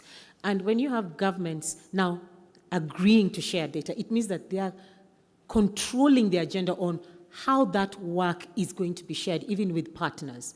So there's a strong side to it, but the challenge is that it's up to us to change the narrative such that it's not only one agency saying this is a good idea to share data, and then the others are not supporting the process. Otherwise, it won't go far. Yes. Thank you for that. So we do see DORA was born in Massachusetts. Yes. DORA has been around for a long time, and there's been a challenge. And I think this is what we're trying to say, yes, that we need to have our frameworks developed here.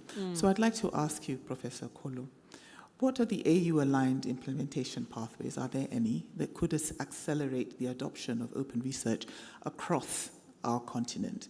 And how might existing AU platforms or initiatives help scale these efforts? Well, as I already mentioned during my presentation, we now have an agreement on open science, or you could call it open research for the purposes of this session, between the African Union, China, Brazil, and South Africa. Our position around open research has always been building in access to research data within our different instruments, between CESA, between STISA, and a whole host of other strategies that we have for the continent. Part of our work is around the advocacy. It's really left for the member states to implement open research. We do the convening work. We make sure that international guidelines are built into what the message we bring to the member states. The political will to be able to work with academia, the political will to also to be able to work with the private sector that is practicing open research themselves. All of that is left for the member states to do. I just want to, really emphasize this again, the absence of the private sector, whether formal or informal, in this entire construct around open research is a missed opportunity. We must intentionally build in the private sector into this conversation. We must intentionally build in the informal or the unstructured sector into this conversation. Unless that is done, the full picture of open research would never be seen. The openness of research today in Africa could be broadened, and the broadening it is really incorporating these other entities into that.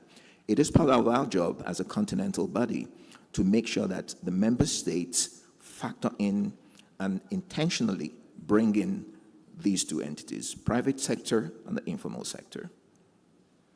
I think that's really important, I agree. But do you have some tips on how we as a community can work with member states to drive these agendas? Because we always talk about it, but in real terms, it's very difficult to influence. So normally, what drives member states to initiate conversations like this with their private sector as well? Well, you need to keep in mind that the member states are headed by politicians, and the political cycle is what determines what happens. If you can demonstrate as a research community the relationship between research and the constituents, then you get the attention of the member states. Bringing it home, you say, these people require this, and putting a figure to it, perhaps. And actually putting numbers between it into that. You could say, if you opened up this lab, I guarantee you that within the next 3 years, I'm going to hire 500 people from this community. The politician begins to hear that. Or I guarantee you that I'm going to, when this lab opens, it's going to attract companies A, B, C, D from overseas to come into this community. They would listen to that. We must be able to put on the table the commercial arguments, the financial arguments, and the socio-economic argument around what we do, not just around open research, but also what we do around academic work. So that it's important for us to realize that open research is not just about policy, and policy plays a huge part that we still haven't cracked as a research community. But this is a call for the research community to act on that area, understand how policy is implemented. We really need to have good advocates and to work together. It's not just policy, but there's also a systems issue. It requires capacity, infrastructure, the right partnerships, and sustainable financing. We've talked about financing, the need for it, the fact that financing is perhaps not going in the direction that where we need it to go to support this. So I'd like to just ask a round of questions that would explore key enablers that will make open research viable and sustainable across the continent. So to Dr. Muchimura, from a national science agency perspective, what investments in research infrastructure and digital systems are most urgently needed to enable institutions to participate effectively in open research? Thank you. In the ecosystems for open research. Thank you. I would allow me to just go a little bit behind on the private sector's role in research, because I find it important, and I'm sure the audience find it important. When we talk about research, particularly when our colleague talked about and presented about R&D surveys and data, to which extent are countries investing in R&D per GDP, what we call R&D intensity, is still low for most of African countries. It is very important to note that R&D investment in many countries of the world that have grown really has come because of private sector. And so when we see R&D intensity or R&D percentage as GDP shifting from time to time, sometimes it is because of the GDP of countries is increasing, but the more investment of R&D in developed countries is driven by private sector, whereas in developing countries, it is almost non-existent, because most of our private sector is middle level, I would say. Some call it small and medium level enterprises. And so when it comes to policy incentives, in order to actually talk about even open science and open data, we need to know that private sector is critically important. And one way to incentivize private sector, for instance, is to put up tax waivers, for instance, for private sector in order to invest in R&D. And that's very important. Number two is about the number of researchers. If the proportion of researchers investing in research, then the science of R&D research, open data that we want is going to be low. So we need more researchers, full-time effort, investing their time in research. And that's why one of the parameters actually is full-time researchers per million population. That's very important.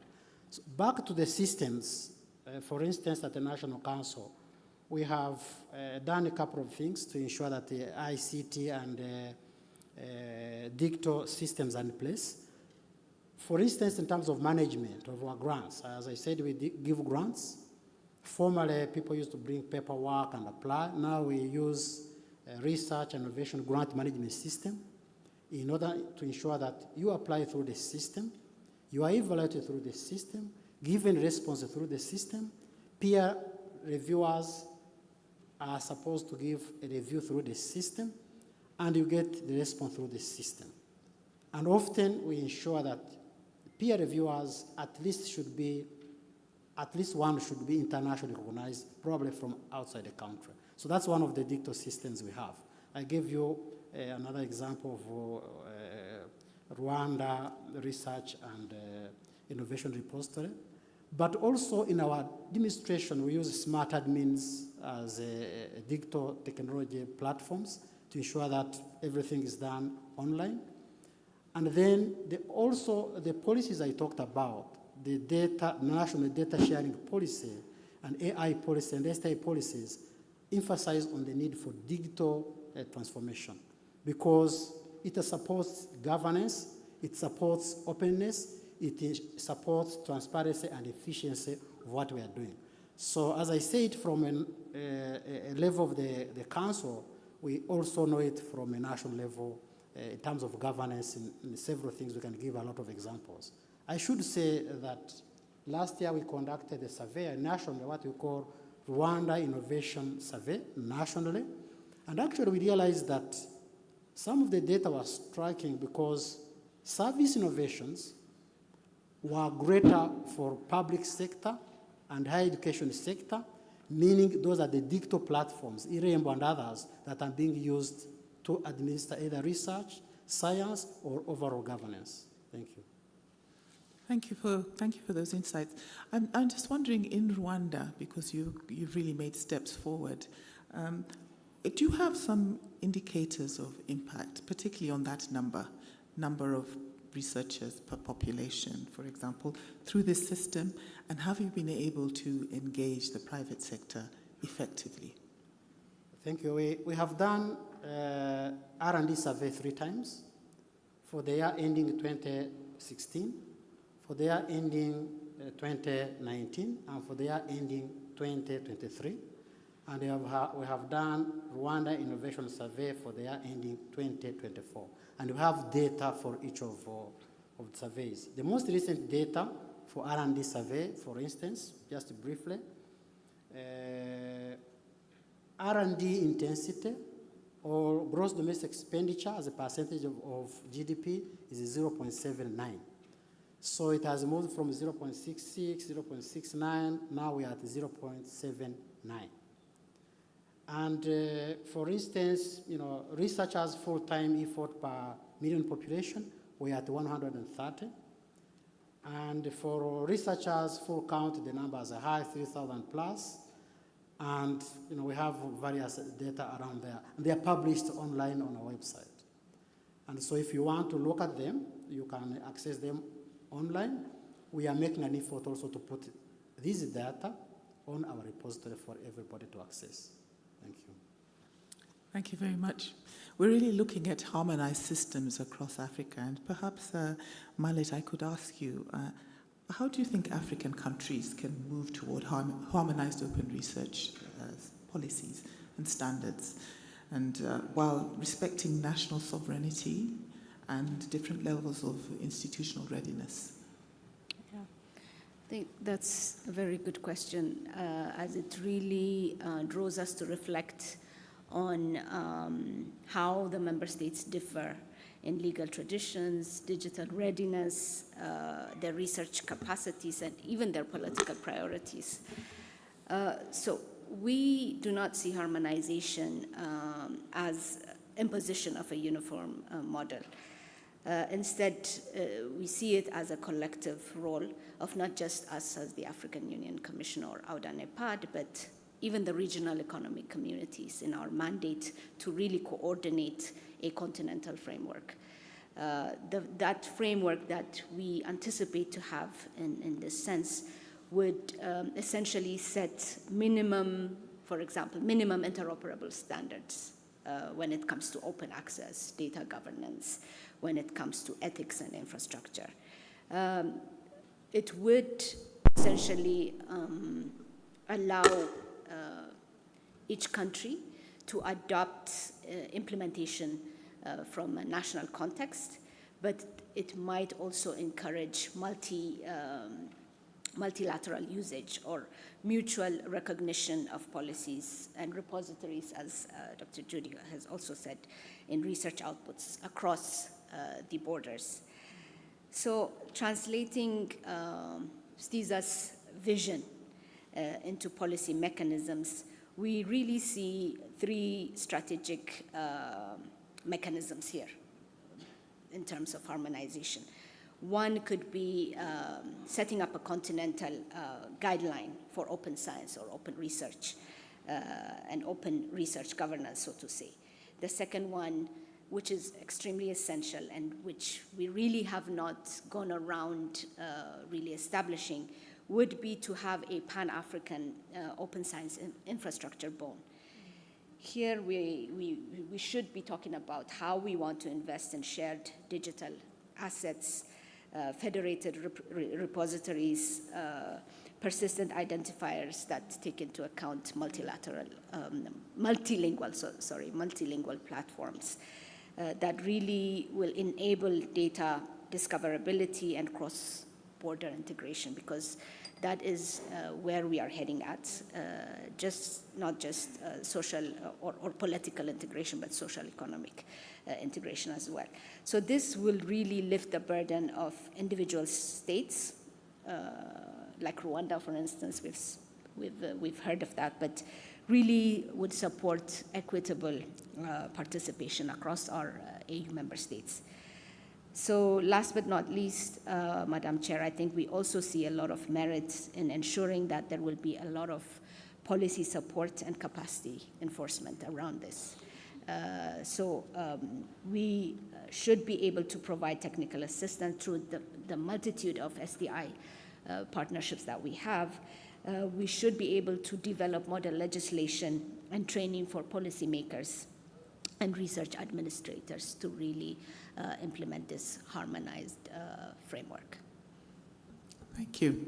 I originally thought 40 minutes was enough time, and I would have loved to continue having this discussion really on what your priorities for the next few months. But I'd encourage our audience to think through that, you know. In an ideal world, there's so many things that we need, as you have heard from the panelists.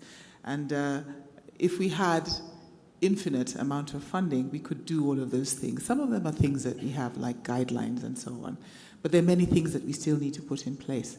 But in real life, money is limited. So in your minds, what would be the one thing that would make a huge difference? I'd just like to thank our panelists very much. Before Alan throws her shoe at me, thank you very much for joining the session today. It's been very insightful, and your perspectives have really helped us in our thinking. Thank you, all of you.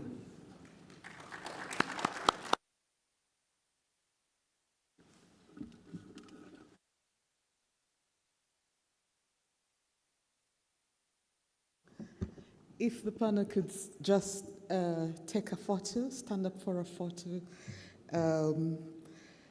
So in the interest of time, I think we can all agree we've absorbed quite a lot. We had wanted to engage you in a few questions. Could the technical team please put up the QR code? So, yeah. In the interest of time, we can't have that session because we are standing between you and lunch, and we know that a hungry man is an angry man or woman, and so we've decided to share the QR code for your contributions. Please interact. We will get your thoughts around the different areas in writing. Technical team, please. We also know that you've shared your emails, and we would like to share the questions with you later so that you're able to give your feedback to this discussion, because like we said, this is not the end of the discussion, but rather the beginning for the continent to engage with what we are proposing. And also because of time, we are going to have just one closing remark from Judy, and then we'll have short video, 3 minutes strictly, 3 minutes video on our vision as Africans, on STISA 2034, what we aspire, Agenda 2063. Maria, do you want to come in and share the contents of the video as we invite Judy to come and close the session? But we want to share the aspirations of us as an African people and what we want to achieve together through the different continental bodies. Maria? Okay. No, the Mentimeter, sorry, I forgot to say, the Mentimeter will remain open until the conference closes. So please take your time. I don't want to rush you. We want you to have as much input as possible. So this will remain open. If you scan it and keep it somewhere, you can respond to it at leisure. We'll keep it open until tomorrow evening when the conference closes. Thank you. Yeah, let her close. Thank you, Maria Allen, and thank you to all our distinguished participants for your thoughtful and insightful contributions. And what's emerged clearly from our discussion today is that open research is not just about openness, but an access to publication. It represents a broader transformation of our entire research ecosystem to ensure that all types of knowledge, scientific knowledge, indigenous knowledge, and data and evidence are discoverable, accessible, and usable for Africa's development. So the strong messages that we've heard is that open research must be anchored in our own policy priorities and our own agendas for the continent. Secondly, we've heard that implementation will require coordinated action across multiple levels, and we are here representing all those levels.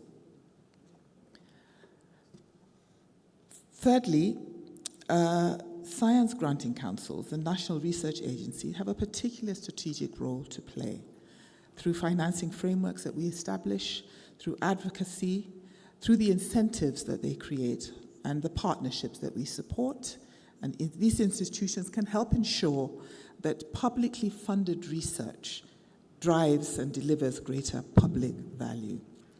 Finally, it's clear that Africa has an opportunity not only to adopt open research, but to lead in shaping it globally.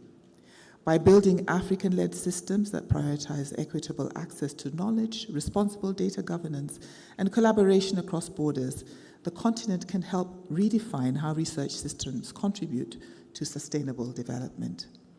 Notably, AI has the potential to accelerate this significantly. Open research ecosystem in Africa, particularly if strategically integrated into governance frameworks and digital infrastructure. So the opportunity before us is clear. If we align our policies, our institutions, and partnerships around open research, Africa will not only participate in the global knowledge economy, but we will help to shape it.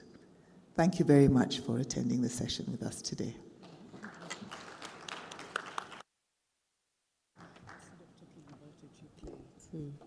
Okay. So we've already been thanked, so I don't want to sound like a broken record, but I just wanted to play this video to inspire us. Wherever you sit, in your office, in the field, just know that you're making a difference. Sometimes I would ask Professor Brando, but are we making a difference? And then every time I play this video that they're going to play for us, it inspires me and keeps me motivated. So I hope it motivates us all. Thank you.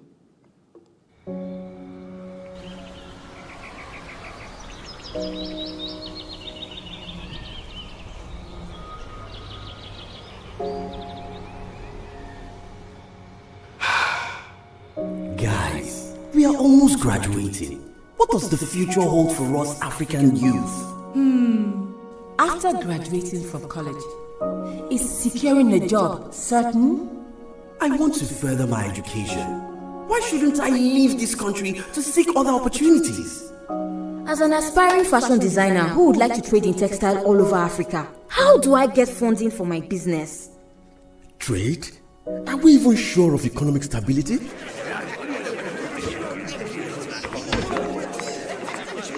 As for me, I just want to expand our family farm and set up a food processing company. But how can I easily transport and sell my goods to other African countries? Have you not heard of Agenda 2063?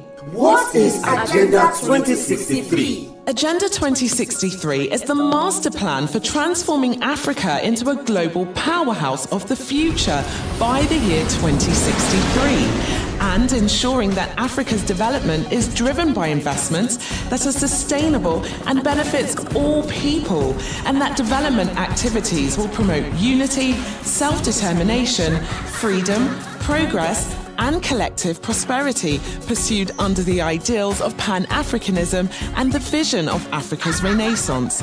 Do you know Agenda 2063 aims to increase investment in key infrastructure, improved agricultural practices and better management of our natural resources, as well as access to quality health and education to enable Africans to unlock their full potential? And with a well-educated society and empowered people, our communities will thrive as Africans actively participate in decision-making to promote good governance, democracy, respect for human rights, and the right to live in stable and peaceful societies. And a peaceful and secure Africa will provide the right environment we desire for growth and development, productive employment and decent work for all. We can build more world-class infrastructure, sustain industrialization and foster innovation as we invest in the blue ocean economy, agriculture, advanced technology, transportation, health, renewable energy, commerce and finance, and even outer space technology, translating into a better standard and quality of living for all African people. The Agenda 2063 promotes a united Africa with a strong cultural identity, common heritage, values and ethics. Agenda 2063 will enable Africa to position itself as a strong, united, resilient and influential global player. Wow, that is the Africa I want. That is the Africa I want. That is the Africa I want. That is the Africa I want. That is the Africa I want. This is the Africa we want. Let us unite to build the Africa we want. Visit www.au.int to learn more about Agenda 2063.